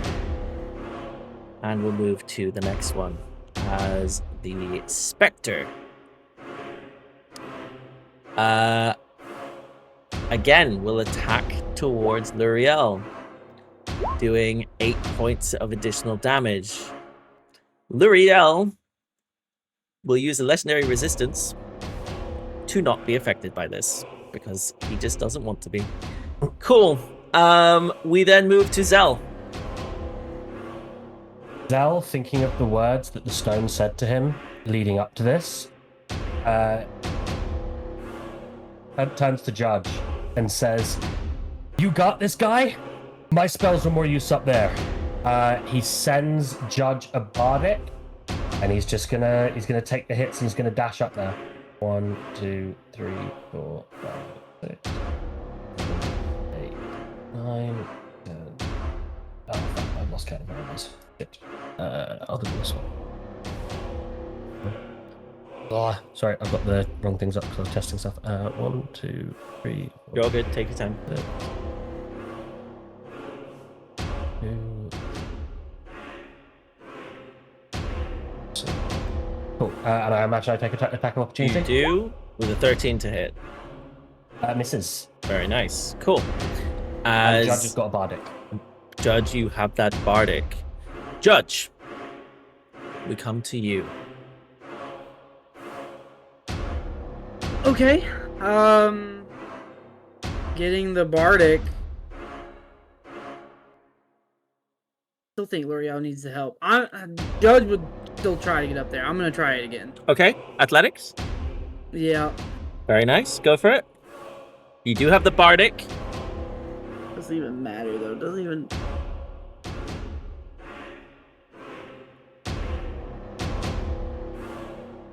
Nope, doesn't even. As unfortunately you struggle to get up there, but you do know the path ahead of you goes up, right? Like the stairs up here, they do go up and around.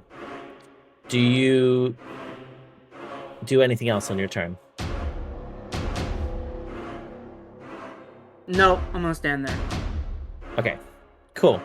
As we come to the cultist, the red-hooded cultist will attack with a guiding bolt at Luriel.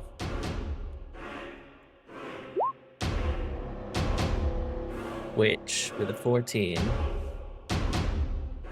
hits, doing 9 points of additional damage.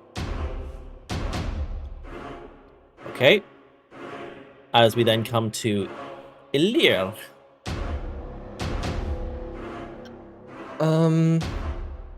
Elirr will fly further up. How far up? Well, further, not higher. Yeah. But like further. How far? Like yeah. Okay. So I'm kind of in line of sight of that, I guess. Yes. And if I didn't see that wrong, I could. Nope, now the wolf was in it. Damn it. Move there last turn. Okay, fine. What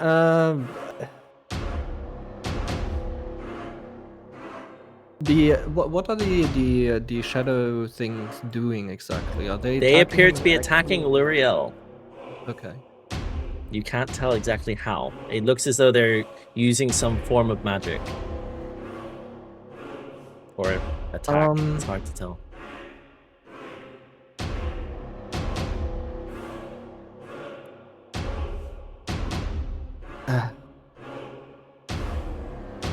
I will just attack the cultist? The cultist. Yeah. With catapult. Cool. Yep, go for it. Since it's physical damage and the shadows don't really look like they would take that. Cool. Dex So save. another oil flask. It fails the DC, so yeah. If you want to roll damage. Is it with an oil flask? With the oil flask. Cool. Yeah. Yeah. Can it please? It's not rolling the damage. I can click it for you if you'd Click on like. it. Do I just reload or? Yeah, or I can click it if you'd like. Yeah, then do. Sure. As it hasn't working for me either. Can you do it from your sheet? Let me check. Oh, we were finicking around with the thing last time because it was. Okay, my whole thing is frozen. Let me reload the browser. Oh, I've got it. I've done it for you.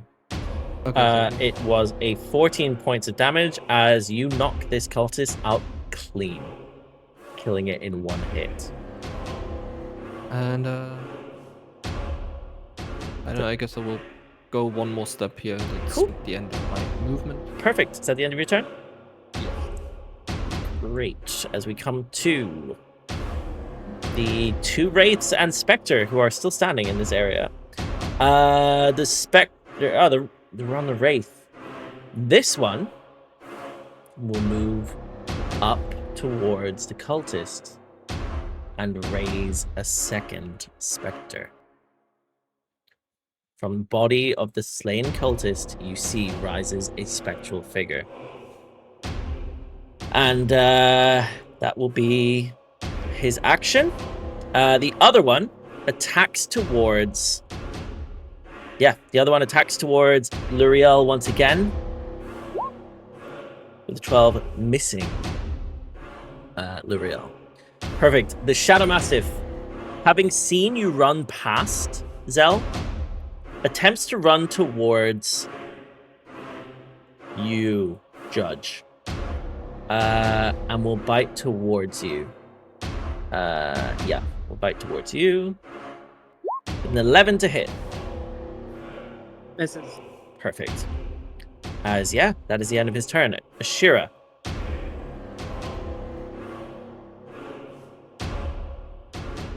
I was muted. My bad. Welcome back. I will use go straight up to here, which is 30 feet. I know I messed that up. Yep. And then I will. There's no more humans alive, so I'll go for the dark-looking thing. Yep. The one closest to you. tendril thing. This thing Yes. here. I think that would be the closest one to see for me, right? Yep. That's the one you can see closest. Yeah. The other one's behind Luriel.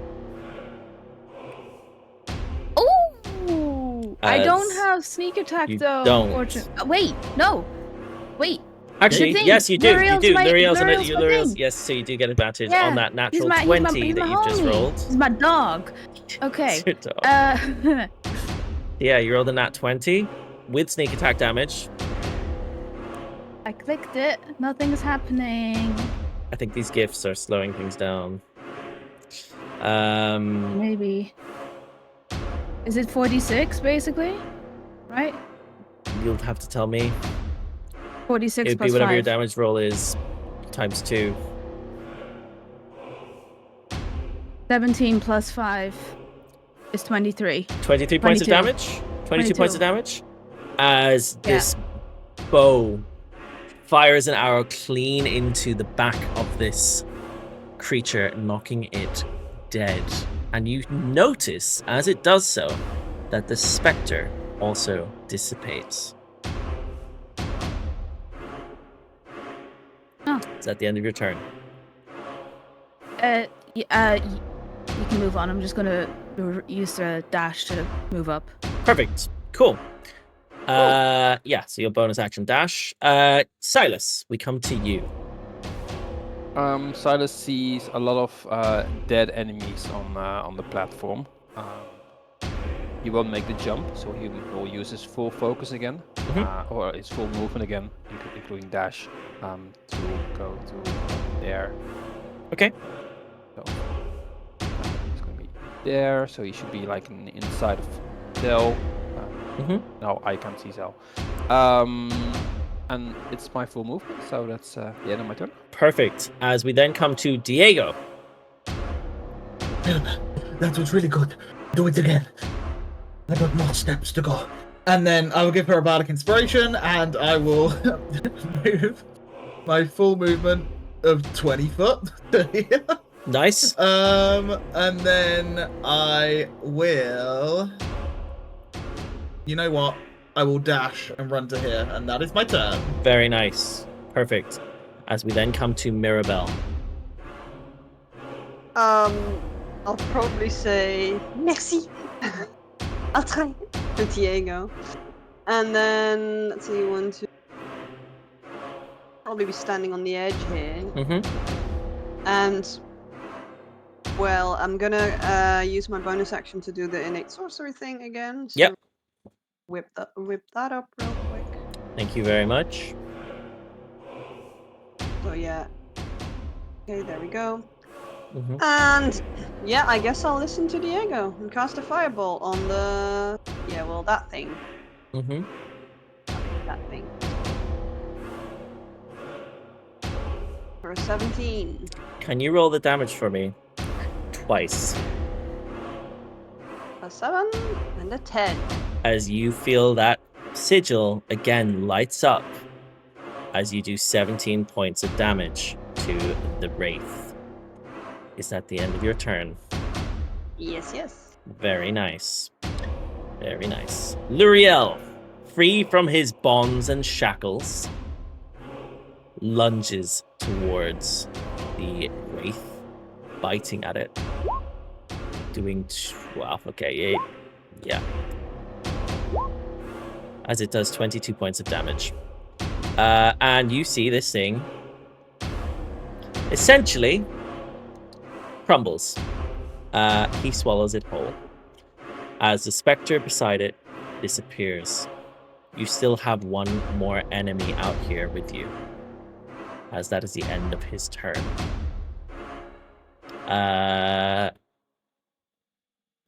Yeah, remember. Okay. And the druid will skip her turn as well as we come to Zell. Right, my question is, I imagine that I haven't, because I didn't hear what the druid said at the bottom. Yep. I don't know anything about something going on in the moon pool, right? You would have, I think she mentioned to you word for word. She mentioned to you word for word as you entered, the Archdruid protects the moon pool, Luriel needs help. Cool. Not gonna lie, out of character, I'd forgotten that already. So cool. I had no idea. 1, 2, 3, 4, 5, 6, and then I'm gonna dash. 1, 2, 3, 4, 5, 6. Is the stone in front of me? The crescent stone with the obsidian gem inside it, yes. I pocket it. You pick it up to put it, okay? You put it at your side. And as I do that, I say, done as you asked. Well done. Is that the end of your turn? I will pass.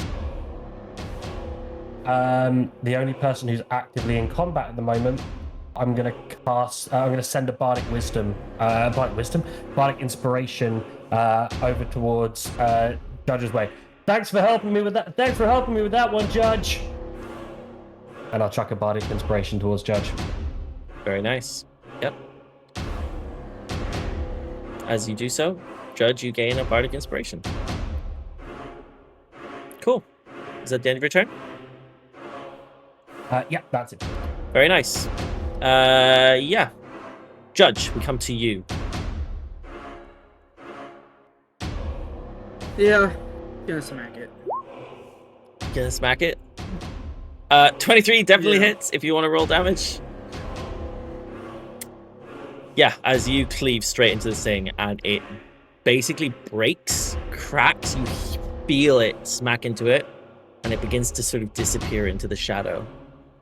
As, yeah, you guys have successfully slain it.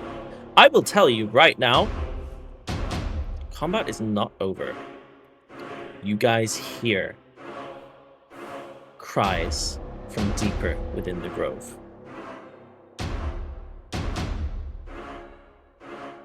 Still your turn, Judge. What would you like to do? Or did you do the movement? Cool. Yeah, I just moved. Perfect. Is that the end of your turn? Yeah. Cool. As we come to Elirr.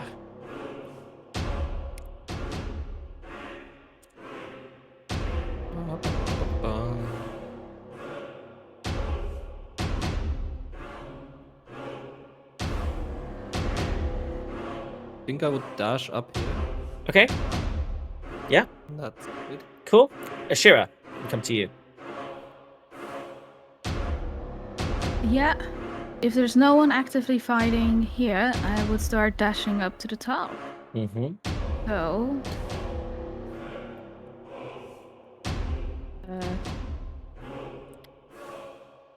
get to here. Perfect. And if I can't see anything, I'm just gonna keep running. I mean, that's my movement. Mm-hmm. Sylas. Sylas will run inside. Cool. He would make it with his own his 30 and then... Yep. I will say that, Sylas, you are the first one to enter the grove. And for the sake of everyone to see this, can I ask everybody, aside from Diego, to roll a 1d5 for me, please? 1d4. Aside from maybe Ashira. Oh.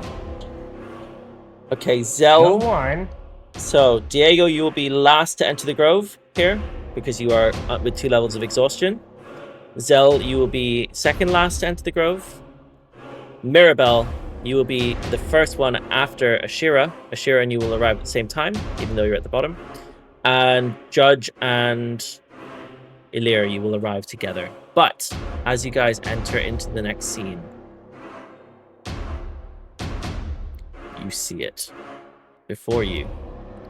And I will just put that as the current one. Sylas, as you enter first, you see before you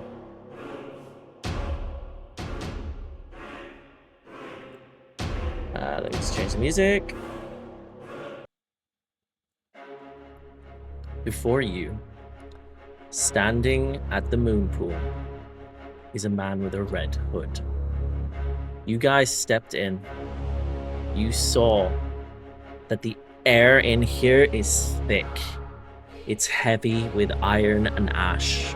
The scent of blood clings to your tongue as you make your way down the path into the heart of the grove. Where once the moon pool shimmered with silver, of Luna's grace, it now rides like ink. The waters are blackened, twisting with shadows that hiss as if they are alive themselves.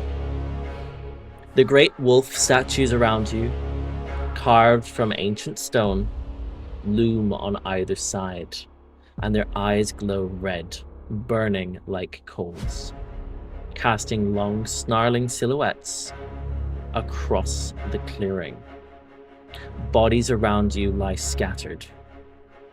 Druids you've seen only hours ago, their robes torn, their lifeblood running in dark trails towards the pool. Among them, Kanan Duskwallow, the drow gentleman, motionless. And nearby, Diantha Duskwallow, her chest faintly rising, bleeding and broken, clinging to life by just a thread. But standing firm at the back of the grove, her form trembling yet unbowed, is Leora Greenleaf, her skin now glowing faintly as if lit from within. The veins you can see through her skin glow like moonlight, threading beneath the surface, while her eyes appear to be pits of black. Her grip tight on the antler-top staff of the fallen Archdruid. And there, at the pool center, the source of it all, this red-hooded gentleman. One arm appears to be stretched wide, palm cut deep, and crimson blood is dripping into the waters. With each beat of his heart, his other hand claws the air, weaving shadow into the pool itself. Tendrils of black magic curling like snakes, corrupting the holiest of waters with every breath. His voice rises with the chant. Moonlight bends, wolf's hunger stirs. Through shadow and blood, I claim the curse as mine to wield. The pool begins to convulse. A ripple of black spreads outwards, and for a heartbeat you see it. A lupine silhouette, massive and gaunt, watching from behind the surface. The Shade Wolf, its red eyes gleaming up at him. He says as he hears you enter, Sylas, "You are too late. The pool is mine. Even should you strike me down, the wolf will thirst, and he will drink." You see the pool hissing. Leora stands, staggers, over on the edge of that stone that she wields the antler staff on. And she says to all of you, "Do not let him finish! If the pool falls, Luna's light will be lost to the shadows." I will say, as we're now entering the second phase of combat,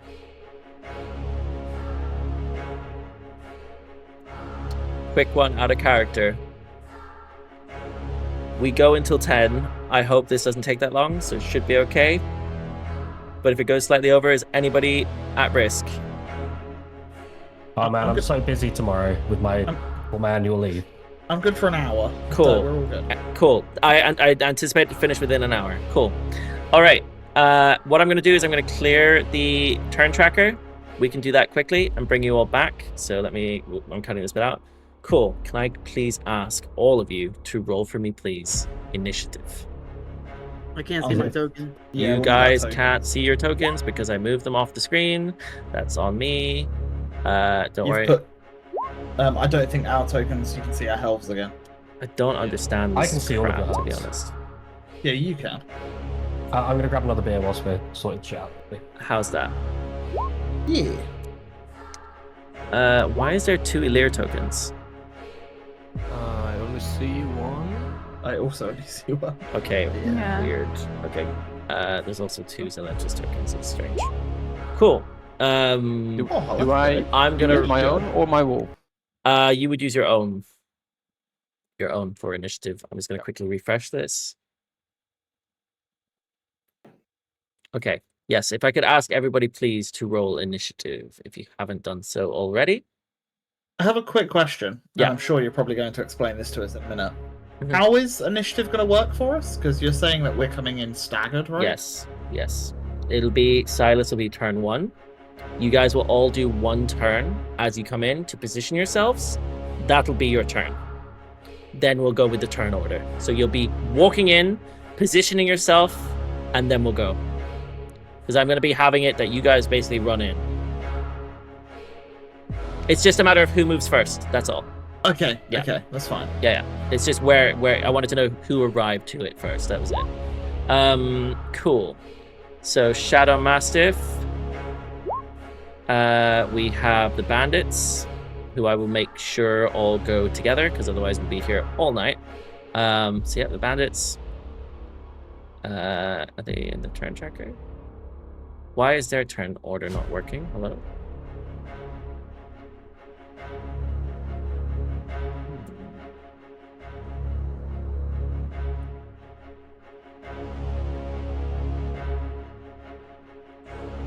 Okay, there we go.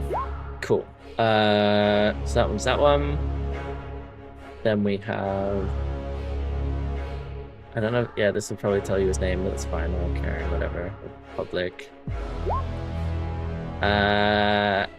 Cool. And it's... obviously we'll have the cultists as well. Sorry, this takes a second because there's so many tokens on the screen right now.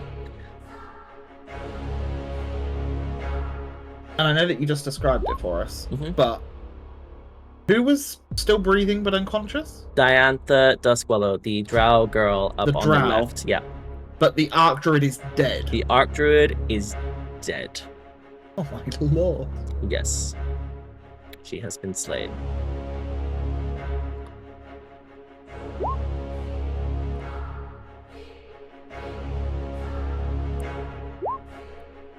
Cool, I think that's everyone. Alright, cool. So, essentially, the way that I was going to do this was you guys rolled, so we had it first be Sylas. So Sylas, if I will just move everybody back to the beginning here. Sylas, if you could position yourself where you would as you run in here before combat begins. Yeah, I would position myself. Let me measure it up real quick. That's gonna be there, and then there. Right. I will run in, see the enemies, and run like this way, Mm-hmm. and then this way. Perfect. Yep. Okay. Next we would have Ashira. If you could position yourself, please. Yeah. I guess I'll. If you could all think I'm about where seeing you go. where I'm seeing where he's going. Mhm. Can I only move my 30 feet, or do I get Yeah, to 60 you're feet? 30 Is it- feet. Like, what is this? You're 30 feet. Whatever your Okay. movement is. Oh, Actually, yeah. I'll allow the action. I'll allow the action if you need it. Because it's technically you're running in, so. Oh, then my path would have been different. if I Okay, get then the do dash. that. Do it. Just put your token where it would be.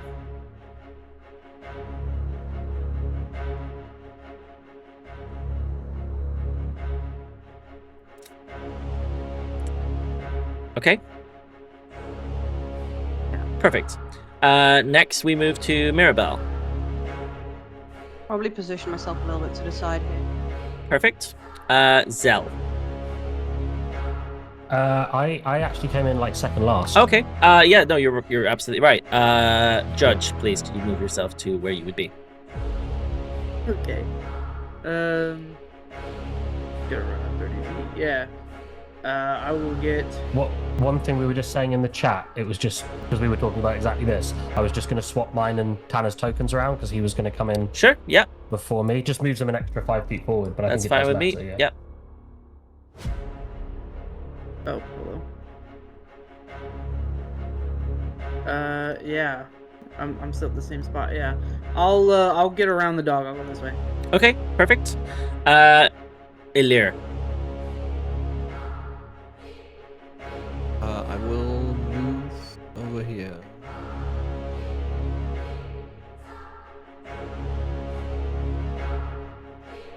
Okay. Perfect. Zel. Seeing that the general consensus is to ignore the middle, Zel will take the middle, he guesses, and go here. Okay. Do you still, just quick question from my knowledge, you still Yes, have 5 more Playboard? turns. Cool. 5 more turns, yeah. Diego, you arrive just after everyone else. I have a question for you. Yes. Because I was going to do it on my way up. It would have still had turns to do so. There was a dwarven man who was bleeding out. Mhm. By the time I would have got to him, would I have noticed if he had already died or if he was still bleeding out? He would still be bleeding out. Then, if you're... Because I would have used an action to Okay. stabilize him with my healer's kit. I will allow I'm that. Happy, I will allow yeah, that. I'm happy to stay where I am, if Cool. that's what you want. Yes, that is exactly what I was going to Cool. say. Cool. Yeah, that's fine then. Alrighty. So I've stabled him. I've Cool. stabilized Yeah, him. he's stabilized. He's alive, but unconscious outside. Cool. Alrighty.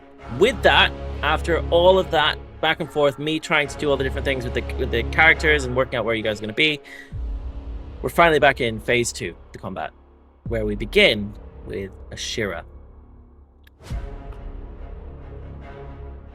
Yeah. What would you like to do? Is she dead on the left? Yes. Anybody with a cross on them Right. is dead, and quite badly. That's behind her for me, so I wasn't sure. I don't know why that is, because on my screen it is on front, but strange.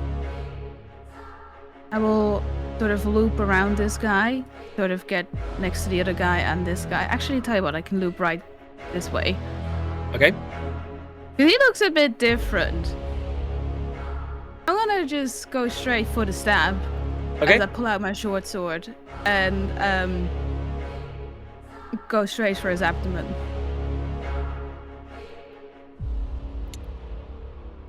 $17? Hits.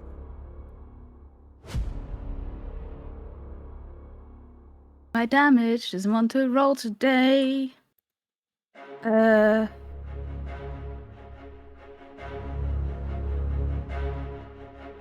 I'm doing it 2d6. No, 1d6 because I don't get the sneak, right? You don't get the sneak. Plus no. 5 is 8. 8 points of damage. Yep. Okay. Yep. And then, because Vex gives me advantage, and I will hit this guy again, Mhm. and I do get sneak if I do hit, with my offhand bladed fan. If I can find it. Yep. Which is in that one. Which is Misses. advantage, because I can do it again. Which is an 11. Misses. You have Bardic. Okay. Which is Bardic, which is plus 1d6, which is a 14. Misses. Okay. Unfortunately. And that's my turn. Very nice. Cool. As the bandit, seeing you come in, swings towards you with his scimitar. With 13 to hit. Yeah, okay, that misses. Misses. Okay. Yeah. Yeah. The next one runs forward towards you, Sylas, and swings to hit with his scimitar. Oh, whoops, that's damage, sorry. 21 to hit, No, the 3. and you take 3 points of damage. The next one steps forward to you, Zelentrus, swinging his scimitar towards you. 22 to hit. Can you roll a d4 for me, please? I sure can, yeah. 1d4. 20 to hit. Yeah, my AC is 15. He hits. Yeah. Yeah, as you take 6 points of damage, which is the max. Just one less than max damage. Yeah, and the last one also steps towards you to hit you with his scimitar. Do I have to take it? It's 6 damage. I have to take a con save quickly, don't I? You do. Yes, you do. 20. Which you succeed. So you still have your blade ward. And yeah, scimitar again with a 16 to hit with a minus 1d4. I don't have blade ward. You don't. Leap is a concentration spell. Ah, okay, even better. 16 to hit. Could we argue that on the way over I would have popped it again as We a bonus? could argue as an that action? because I forgot. So sure. Cool. Okay, a 16 to hit. That's actually, for once, could you please roll me a d4 and don't roll a 1? Yep. I rolled a 3.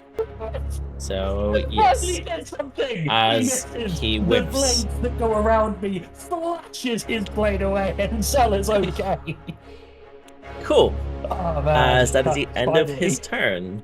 And that's all the bandits. As you then see the 2 cultists step forward. The one on the left attacks towards the druids at the top. Doing, let's see.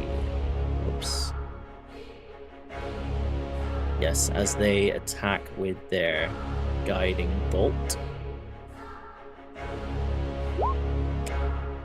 Missing the first one, and the second one also misses the guiding bolt, as both of these are sort of almost, it looks as though they sort of divert around them in a weird way, because they should hit directly in front of them, but they don't. As we then come to Zel. You've taken a few hits. You're also muted. Oh, cheers. Cool. These guys have really lined themselves up quite nicely for me. Now, I think everyone knows that we're in here. There's no need for us to keep things quiet. There's also no need for me to measure this because you can see they're directly in front of me. None can wave, please. Thank you very much. Cool. Yeah. Cool. It is. Yeah. Con save, right? Con save, DC 14. As the one at the top succeeds, it takes half as much damage. And the first one is pushed 10 foot away. Feet away, yes. That's there, yeah. I pressed the damage button, it didn't work. I'm just going to do it from the spell sheet instead. Roll 20's having an issue today. Okay, yeah. This one dies. This one takes 6 points of damage, correct? Yeah. As he is still standing. But is looking bloodied by this. You've really rattled. And I will say, all of you felt the entire area here shake as he did this. Is that the end of your turn? That is the end of my turn. I have 1 spell slot left. Cool. As we come to Sylas, currently in wolf form. Yeah, in wolf form, Sylas is fuming with rage seeing this scenario. Mm-hmm. It's also a bit sad that the bandit attacked him, so I'll move myself to here, and I will do a bite attack on the bandit. Yep.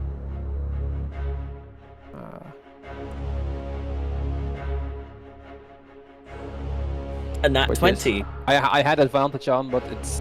Is it double nat 20s?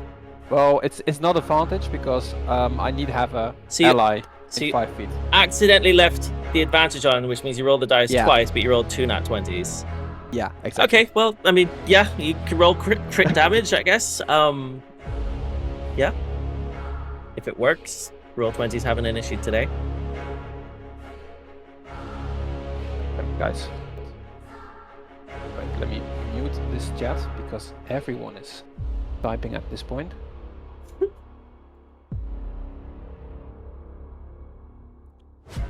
As you bite into this guy and he just dies. You bite at him, his neck opens up and he falls limp. And I will like toss him to the side. I'll even put it in for flavor. Yeah. Looking to the guy next to Ashira, leaving out a howl of like terror goes Mhm. through the room. Very Um, nice. I still have some movement. Plus like 1, 2. So I'll just position myself on the other side of him. Very nice. Perfect. As we then come to, is that the end of your turn? Oh wait, I should have. No, I already did it. Yeah, it's the end of my turn. Yeah. Perfect. As we then come to Diego, who's just arrived, a little bit breathless, a little bit exhausted, but you're here. Fully panting, like big time. Yeah, as I rock up, I'm like, what is going? Oh my god! And then I just sort of like stumble in, and I will run to. I'll run my full movement to here, and as I sort of like skid to a halt, seeing what's going on, I am going to cast my Whispers of the Night, which is Vicious Mockery, at the guy in between both Sylas and Ashira. So he needs to make a Wisdom saving throw, please. Can you throw the spell up in the chat for me, please? Yeah, of course. There you are. Thank you very much. Yep. As Wisdom saving throw, he rolled a 10, so he failed. Nice. So he takes 1d6 psychic damage, which is a big fat 6. Very nice. And he has disadvantage on his next attack roll. Very nice. Yep. Noted. And then for my bonus action, I do nothing because I'm out of everything. That's me done. Perfect. I will also mention to you that you are currently glowing as you stepped into this area again. So just a reminder that you are giving off a dim light. The light of Luna. Okay, I'll tell you in a minute. As we then come to Judge, what would you like to do on your turn? Yep, counted my movement. I'm getting right up here, Mhm. nice and cozy. I can see that coming. Nice big space for you there. Yeah, swing my hammer down at him. Very nice. 19 to hit. definitely hits. For 19 damage. As he takes 19 points of damage. Very nice. And he sort of turns back to you. His focus, for the first time, off the moon pool. Is that the end of your turn?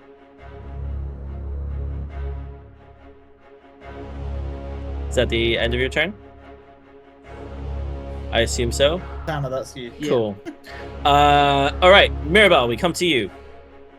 I'm gonna step up to here Okay. and I'm gonna firebolt at the guy who's fighting Zel. Oh, okay. Yeah. 17 definitely hits. 17. 10 damage twice? Twice, yeah, it does go twice. Twice? It does go twice, yeah. As you have the mark on your hand still glows. 12 And you damage. do 12 points of He's damage. already dead. The first one hits him. The second one chars his corpse. As he's already, as eloquently Let's put, go. he's already dead. Very nice. Very, very nice. As Diantha, up on the top, is bleeding out. She is incapacitated. So she misses her turn. And the druids, they will attack with a verdant wisp towards the cultist in front of them. With a 22 to hit, which definitely hits. As one of the cultists is knocked clean out, and the other one takes a whopping 9 points of damage. Wow. As you see that they are fighting off in this corner. We come to then Elirr. I see that dog in front of us, so I just go and cast the Mind Sliver. Okay. Intelligence save. 15. Yeah. With a 6, he fails the intelligence save. 3 damage. Takes 3 points of damage, and it And will the fail. Yep. Saving throw is a minus d4 until the end of my next one. Very nice. Cool. Yep. I guess I will move up this way. Perfect. Is that the end of your turn? Yeah. As we then come to the big guy. As he turns to you, Judge, having just smacked him, his hand drops after what you guys have seen is basically he's putting blood from one hand and shadow magic from the other into this moon pool. Okay. All right. Yeah. Judge. He attacks you Here we go. with an arcane burst. Yep. 13 to hit. It misses. He attacks you again Disadvantage. with a He 14. misses. Because he sucks. Get wrecked. He made a weak ass opponent. Get He better. looks to Sylas and attacks him with disadvantage. Silvery Barbs. Oh, disadvantage. Don't worry, I won't use 13 to hit. it. Wait, why does he have disadvantage? He has... Does he not have Immersive or something. disadvantage? He had it on the first attack. Oh, so no, it wouldn't be disadvantage. Do you Silvery Barbs? So it's a nat 20, so I will use Silvery Barbs. Okay, and then it's a 13 to hit because he would do it again. Yeah, and I will also give my advantage to...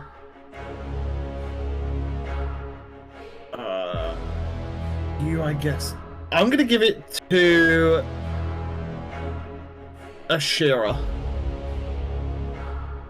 Okay, Ashira, you have advantage. And a 13 to hit, Sylas. Yeah, DC is 13. As you take 16 points of damage on your actual health pool, so you're down to 10 hit points, which I will just reflect on the wolf here for you. But yeah, you are down to 10 hit points. As technically, in 2024, the druid form keeps your health points. You do get some temporary, though. You do, but it's not massive. Would wolf form drop? No. No. Your health points. Basically, you would gain when you wild shape. You would gain, I believe, it's a +5 to your health. Hold on, let me see. We can figure this out afterwards, but yeah, you gain a little bit to your health pool as temporary hit points, but not the full amount as in 2014. But yeah, it's 10 HP left. Yep. So you have 10 HP, and then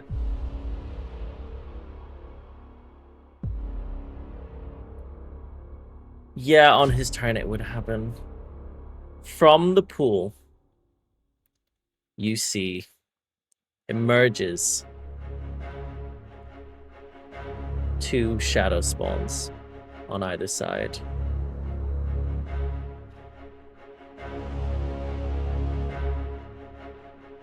Yeah, and as a bonus action, oh, would he do it now?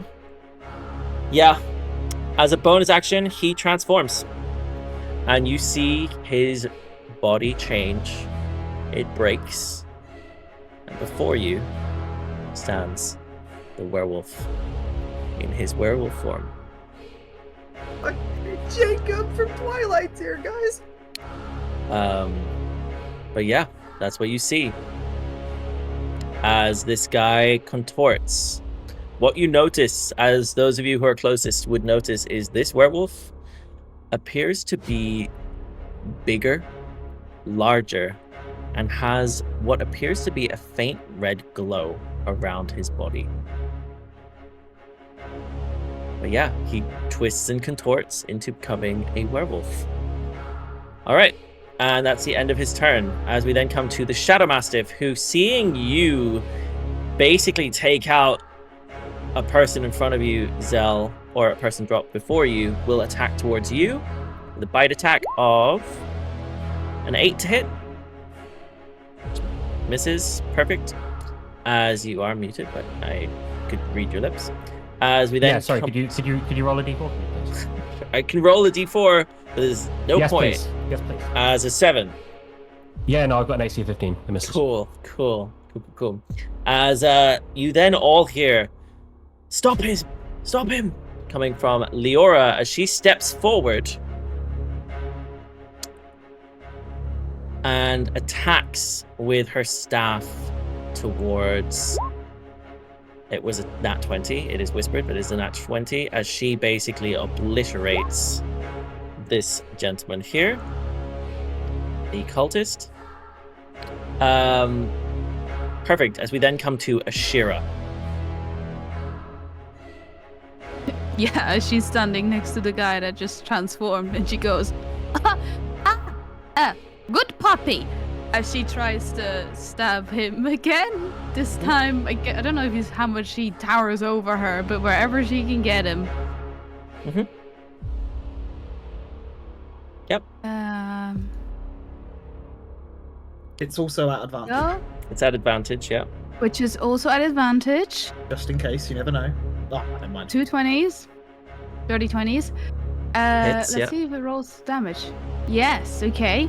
Is that with So sneak attack? that's, Yeah. that is with sneak attack. Okay. And then, because of X, yada yada, advantage on the next one, bladed fan. 15? Okay. 15 misses. Damn, okay. I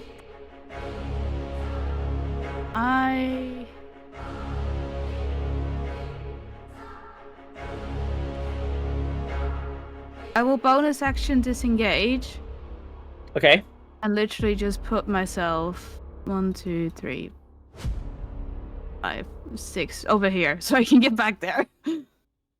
Okay, yeah. Because you disengaged. Yeah. Okay. Perfect. Is that the end of your turn? Yeah, that's my turn. Perfect. As Yeah. the bandit slashes towards you, Judge, as you're the only one within reach.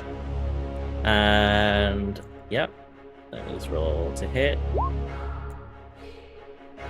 As with a 6. Yeah, Judge just very casually, like, just kind of swats his sword away, like, no, stop. outta here. Okay. Perfect. Yeah. As he's, and you just stop it. Leave me alone. Perfect. I love it. As that's the end of his turn. As the cultists are both slain, we come then to Zell.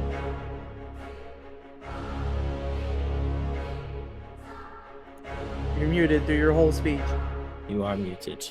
Thank you for that. Zell stands there, all this kind of calamity all going on around him, dodges the attack by the wolf. In his head, he's saying, are you friends with the Shade Wolf or not?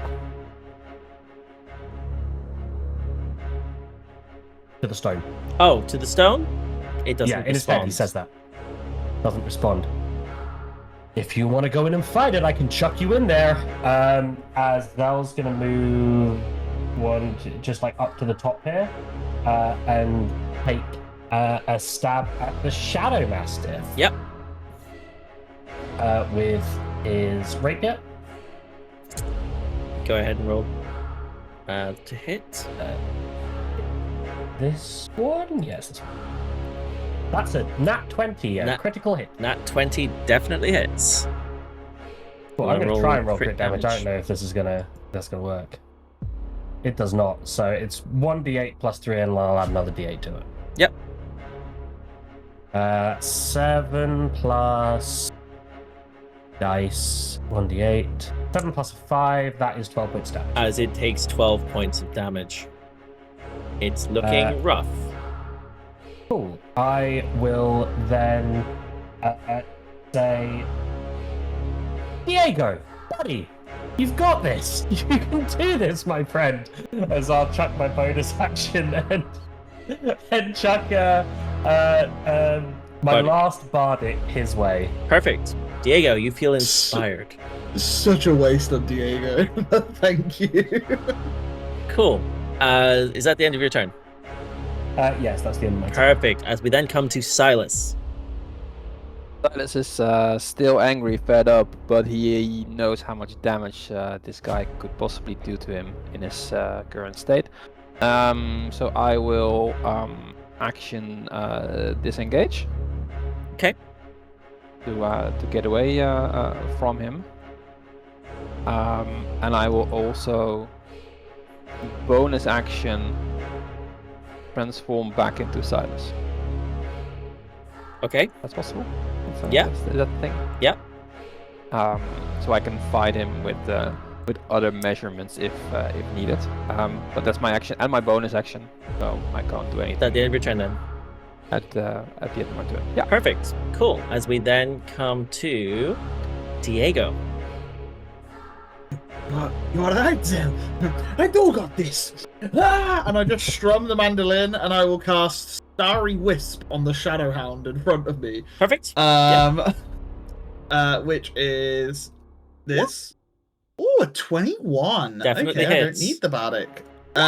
For 5 damage, but it is now glowing 10 foot of light. So it can't do its like disappear into the darkness stuff that we've seen before. Perfect. So hopefully that's helpful. And then I'm gonna Kills me coming through. And that's the end of my turn. Okay. Perfect. As we come then to Judge. Yeah. If it doesn't fail, don't do something different. I'm gonna keep slamming away. An 18. Hits. Yeah. I do 9. As it takes 9 points of damage. Yeah. Yeah. Perfect. Is that the end of your turn?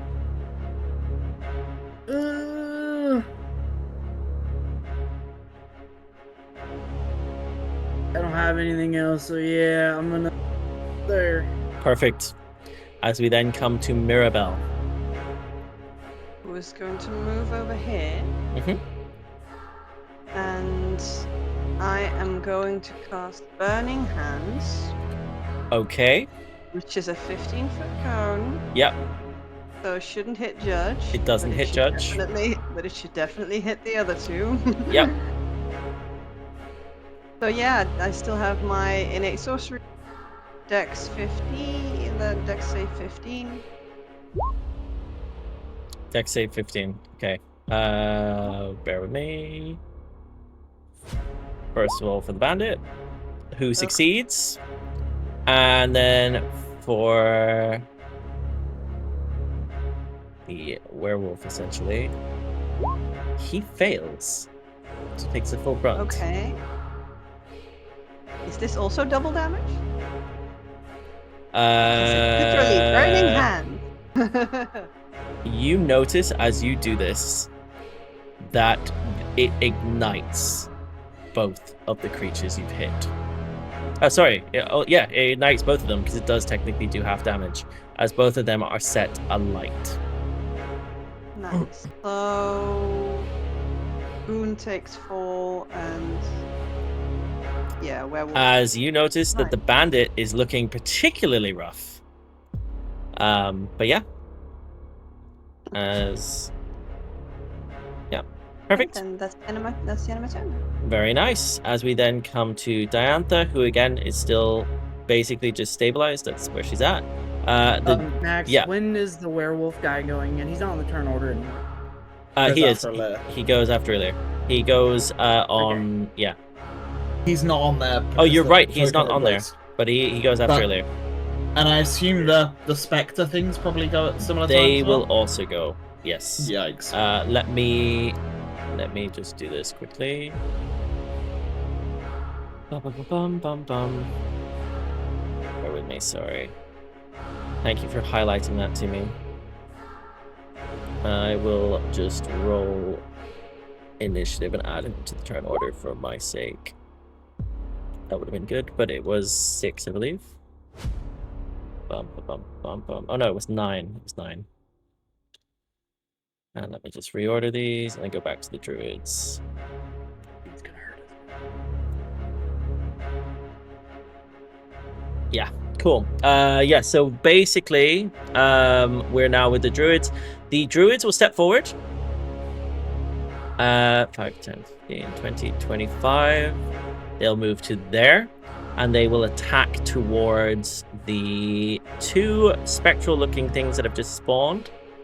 The first one on the left will attack with the Verdant Wisp with an 18, which does hit and does 10 points of damage. As you can see, it is now... Does it do more because it's radiant? It does. It does do more. It does do more. You are correct. So it will be... Yeah, cool. As that one is now hit down to looking okay. Looking alright. It's not too fussed by this. The second one attacks to hit and misses, unfortunately, with her Verdant Wisp. Yeah. Perfect. Cool. Next we have Elirr. Elirr will fly up here, like kind of hover over these stone structures. Okay. And cast the Mind Sliver at the bandit. Okay. Yeah.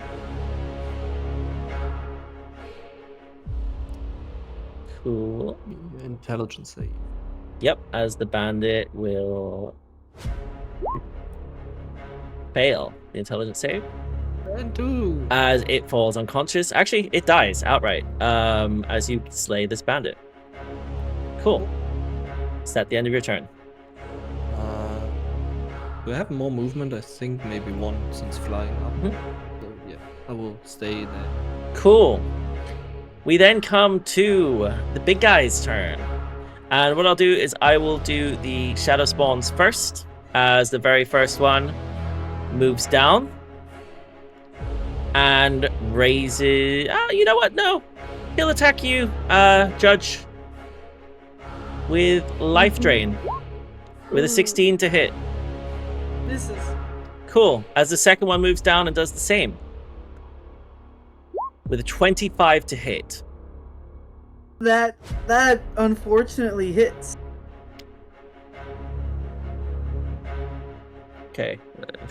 I could be dead. I could be dead. As you here, take boys. 15 points Look of at damage. his face. Look at his face. He has been waiting for that. He's been waiting for that to hit this whole damn time. It's 4d8.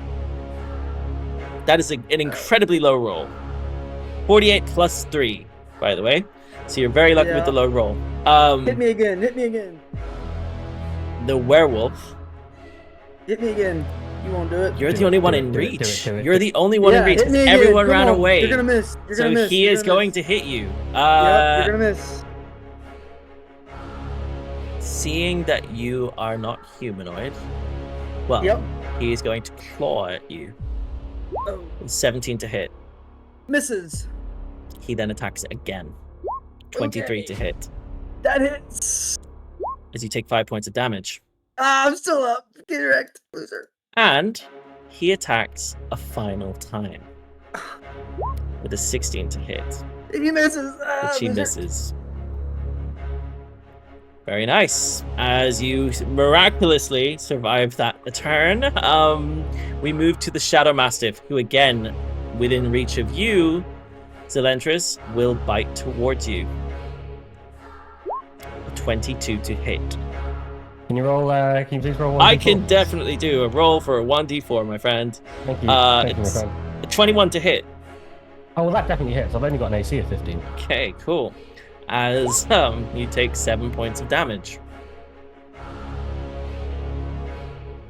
Nice. I'm on 2 hit points. Very nice. Very nice. There you go. Let me roll a con save real quick. Mm-hmm. 13. I'm good. Cool. Yeah.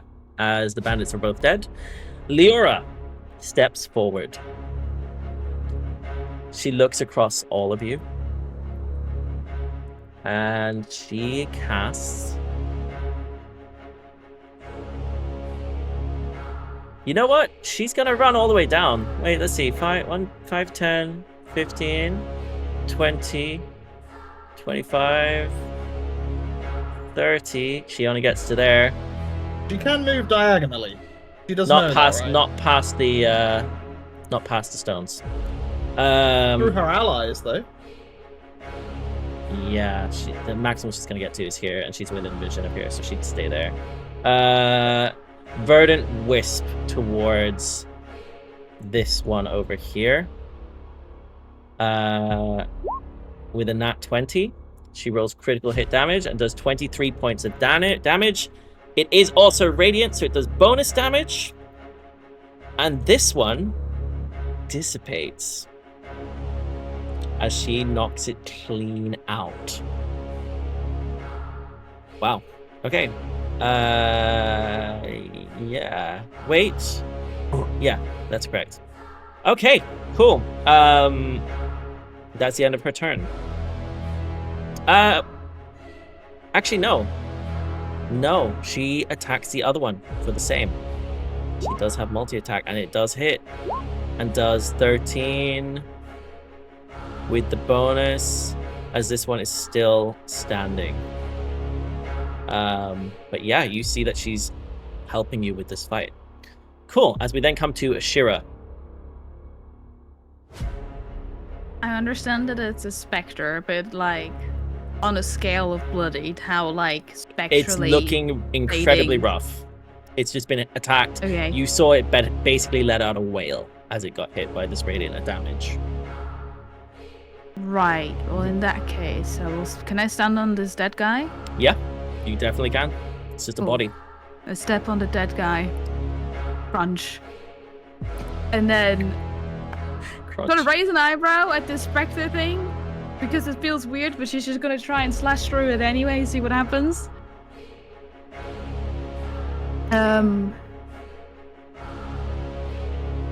Nat 20 Nat 20 hits. with a whole 12 damage. As it's still standing. You notice that your Holy blade moly. seems to hit, but it's almost like it passes through at the same time. It sort of hits, but not quite. Almost like cutting through a Yeah. steak. Oh, I am missing sneak attack of that though. So I don't know if that would make the difference. So it's what, +2? Because +5, is it? +5? Plus 12. +12? Oh, because do you get double? Yeah, sneak attack. Ah, okay. Yeah. Yeah. So yeah, it Is it is still still floating? standing. Oh, I thought it was rough. It is Okay. looking rough.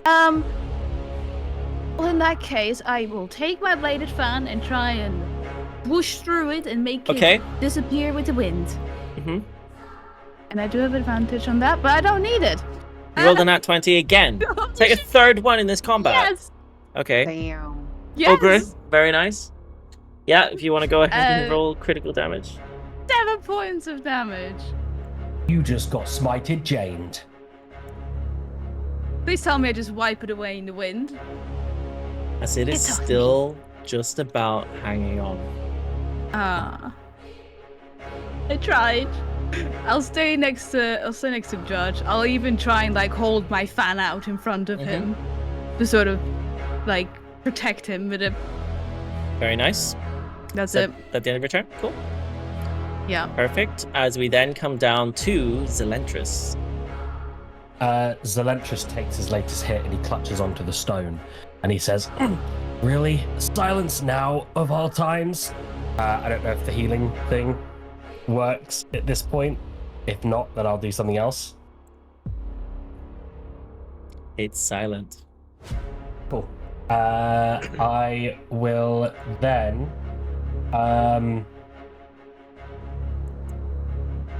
okay. They'll get me up of it. They'll get me up anyway.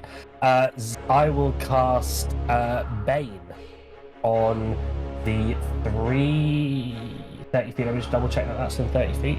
I don't know if it is.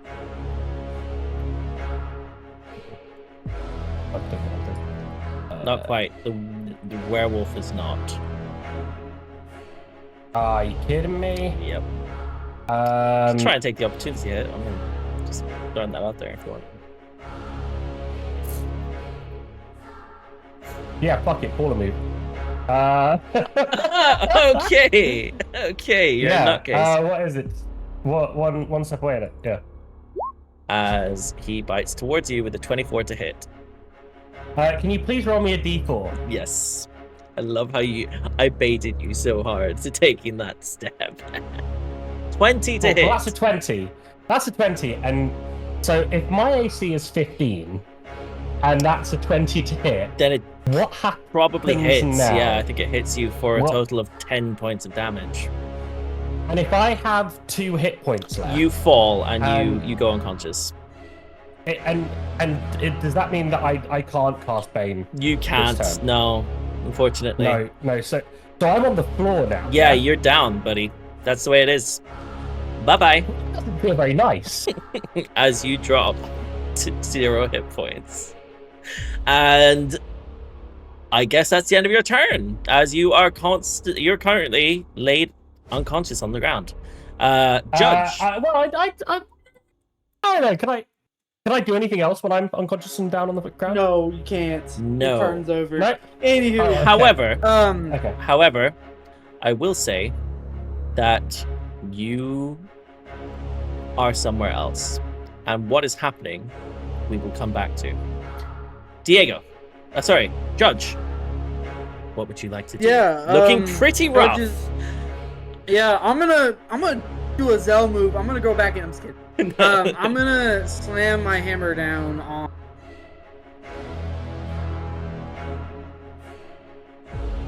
I'm gonna hit the wolf, dude. Okay. We're gonna keep balling here. Definitely 21. hits. Definitely hits.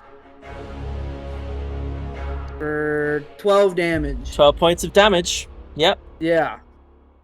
Uh-huh.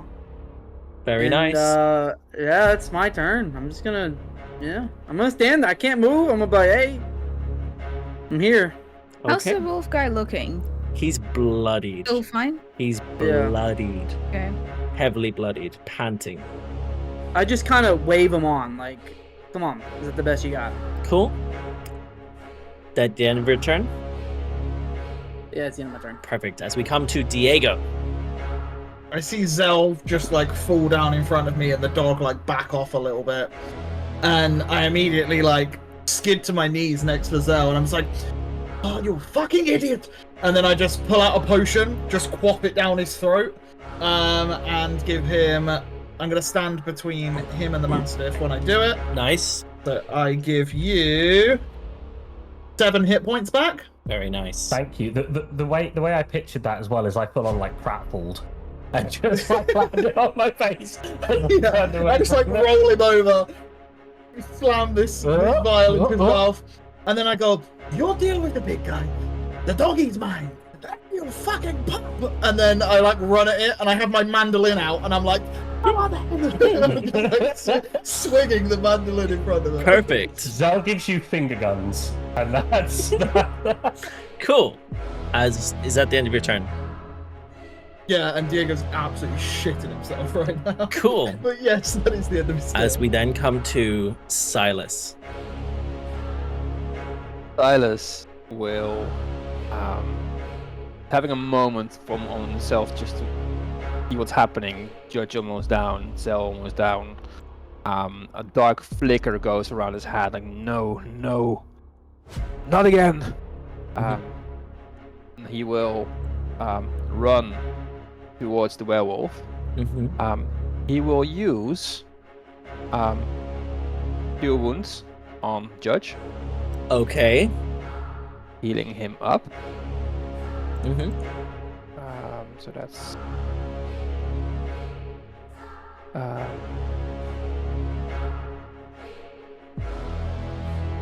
something. 10 You points. get 10 hit points back. Very nice. Very nice. Yes. And as a bonus action, I will chuck my healing potion. Nice. Getting Very myself nice. Yep. some- Healing potions bonus action. Yep. Oh wait, I had it copied already, so which is 5. As you gain 5 hit points. It Very is nice. something. Yeah, it's something. And I will very boldly position myself on top of the well between the werewolf, and the water. Okay, very nice. Cool. And that's the end of my turn. Perfect. As we then come to Mirabelle. This complicates things a bit. Why did you stand over there? Fucking hell. You can still do it. Yeah, no, I'm not gonna. Jesus Christ. I can take it, Mirabelle. I can take it. No, I'll just firebolt the big guy. Okay. For a fucking critical hit. Is that quadruple So damage? many It's 3. So can you roll damage and crit damage for me, please? Damage 4. As you go to attack and your hand basically inflames. And you do. Oh, the crit was you rolled 2 1s with the crit. This is. But you do 6 points of damage to the werewolf. Yeah. As you can Yay. see, I will remind you that both of these 2 creatures are currently set alight. It's with this that the 2 druids step forward once again. This time casting their Verdant Wisp, missing the werewolf, and missing the werewolf again, as both miss. And that is their turns, unfortunately, as they try to hit this werewolf. Elirr, we come to you. Before you are a werewolf and a shadow spawn looking incredibly rough. I will cast Mind Sliver at the. Oh god, this is gonna be bad. The Spectre thingy. Okay. The intelligence saving throw. Hopefully it's not. As it fails. Huh? Well, the thing was intelligent, but I guess not. 3, and the next DC saving throw it takes until the end of my next turn is minus D4. It doesn't, because it dissipates as you do so. So yeah, you manage to slay it there, and it seems to disappear. Is that the end of your turn? Just move further up here because I'm drawn to go somewhere. But yeah, not gonna leave behind the rest. Perfect. As we come back to the big guy. Sylas. He bites towards you with a 15 to hit. I don't have my shield up. I never said it, so it's actually hitting me. You take 9 points of damage, and can I please have from you a DC 12 Constitution saving throw?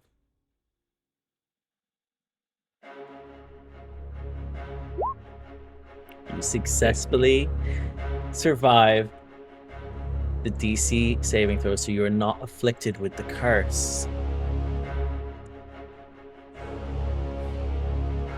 Ashira. He bites towards you with a 13 to hit, No. missing the first time before biting a final time with a 20 to hit. Oh, how many bites? Yeah, that hits. With a 5 points of damage, can I please have from you a DC 12 Constitution saving throw? As you successfully save against the Constitution saving throw, you do not Come on, guys. take the I think y'all curse are wolf out, man. of Come on. lycanthropy. And Become that the is the end of his turn. And now onto the side quest of me fighting a dog. Yes, to the Shadow Mastiff, who, seeing you swinging your mandolin towards him, bites towards you with a 17 to hit. Yeah, that hits. As you take 8 points of damage. Okay. Can I also have a DC 13 saving throw from you, please? Strength saving throw. Yeah, I'm totally gonna fail this. Strength? Saving throw? Strength saving throw. I have a -6 to this roll. Strength saving throw. 1? Yeah, you are knocked prone. So I say to Zell, don't worry, It's I've got hunting this you. one. I turn It's around, hunting you, bro. it just mounts me, and I'm like, ah! You are knocked prone, Screaming. and you take the 8 points of bite damage.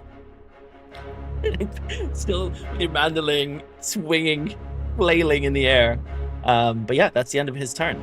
As we then come to Leora, who steps down towards you, Sylas, and will cast Healing Hands towards you.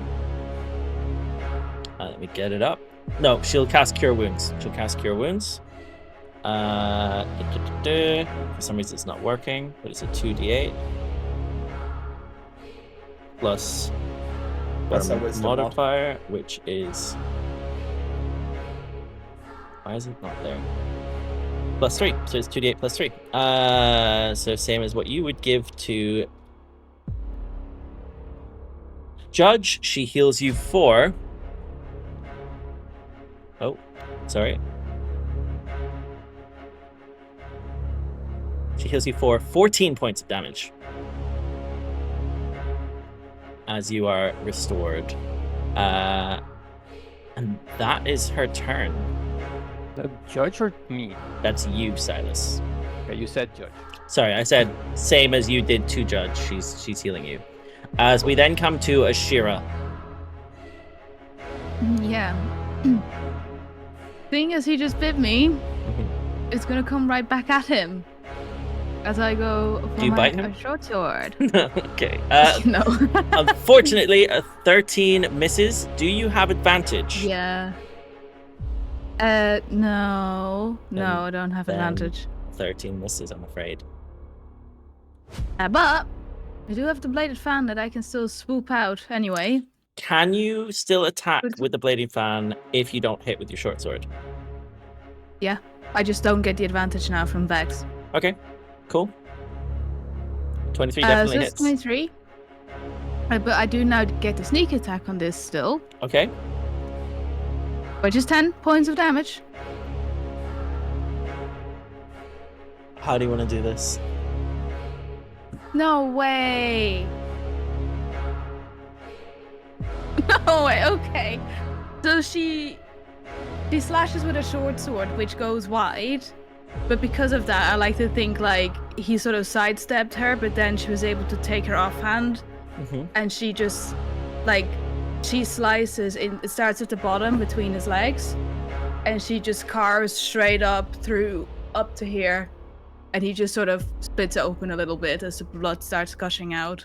As the blood starts gushing out, and he falls limp to the floor, bleeding all over the holy ritual site. Can I try to? This is gonna sound really dumb. Can I try to? I don't know. He's just dead, right? He's just outright killed. He's been killed, yeah. Okay. I will tell you now, he was on 7 hit points.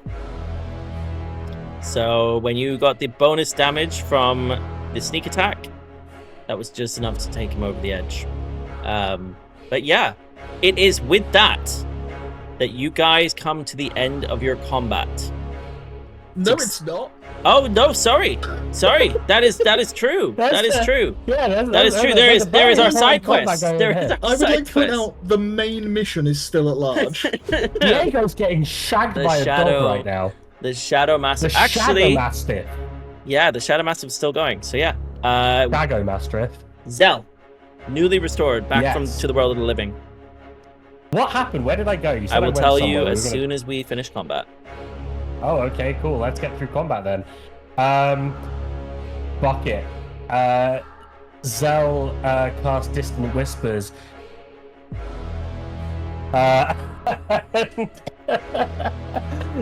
Could I please get use my last spell slot? Could I please get a DC 14 Wisdom save from this little Wisdom. doggo? A 10. Failure as it takes. But that was awful.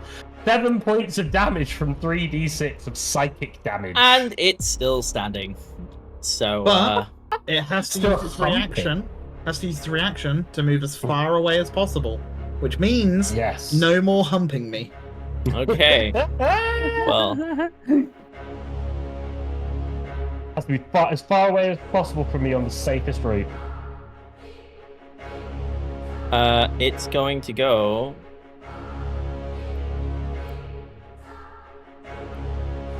Can I ask, There.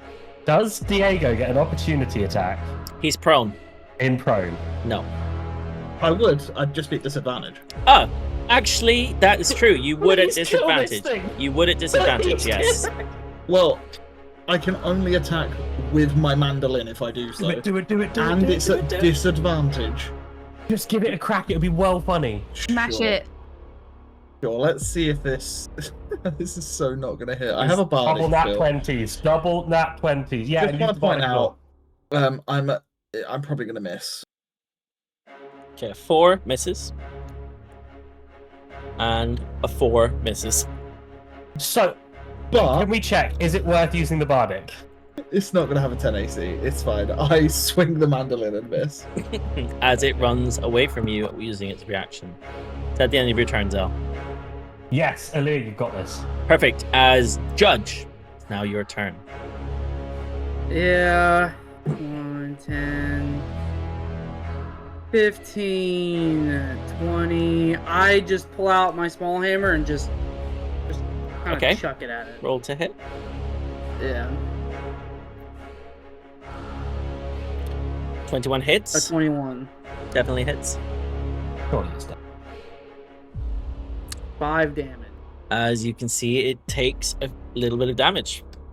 As the hammer seems to almost move through it a little bit as it does so. Diego! I get up off the ground. Nice. Good. Try to recover whatever dignity I've got left.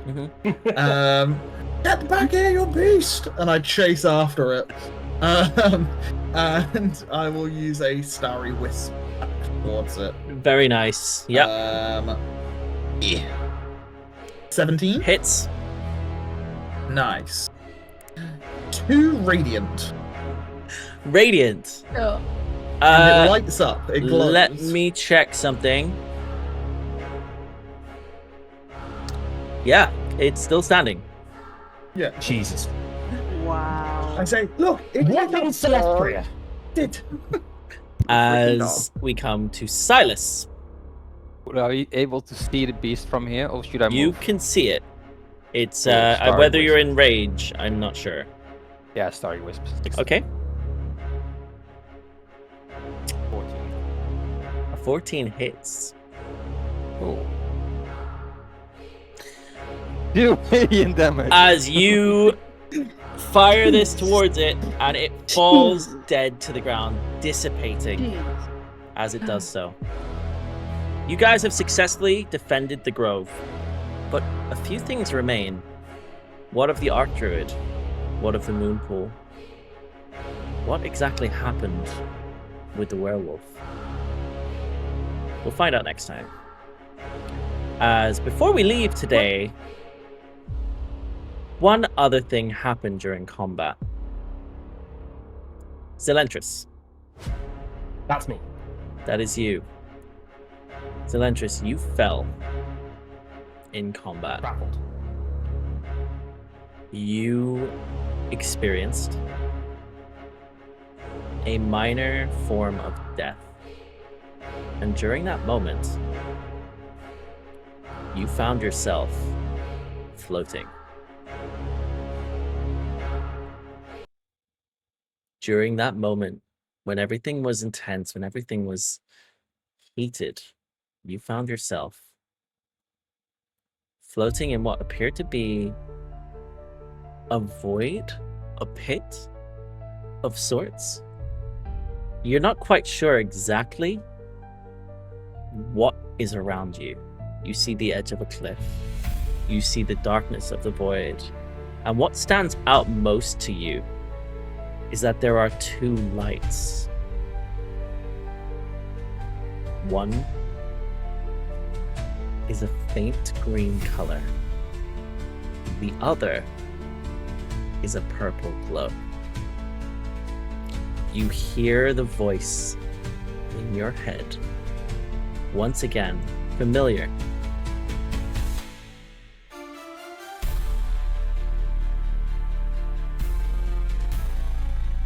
The world stills, time pauses, and you hear it.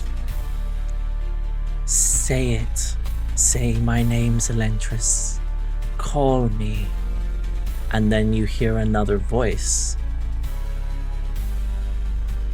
I am Azulara, spirit of misfortune. You are my echo. You can't help but feel a sense of unease, as there are two different voices here. And in that moment, before you're brought back, you see both. One, Azulara, the pink, purpley color, the glow. The other smiles at you with a green grin. A smirk breaks out. And in that moment, you're pulled back by none other than your friend, Diego, who has pulled you back into the grove before you continued combat. And that, everyone, is where we're going to call tonight's session. So thank you all for playing. Thank you for being patient with the combats and everything. It was a lot of different NPCs. We've not done a fight as big. You guys just took on, I'm going to tell you now, it was a tweaked werewolf. CR6 was what this guy was. He was technically a mage, transitioned into a werewolf. He had a 3 multi-attack, so as you may have seen, and you all succeeded against the Curse of Lycanthropy. What will happen next time? Let's wait and see. And what are the voices of Zelentrus? Who's whispering to him? Until next time. I think one of them's Azulara. Have a great night. Bye, everybody.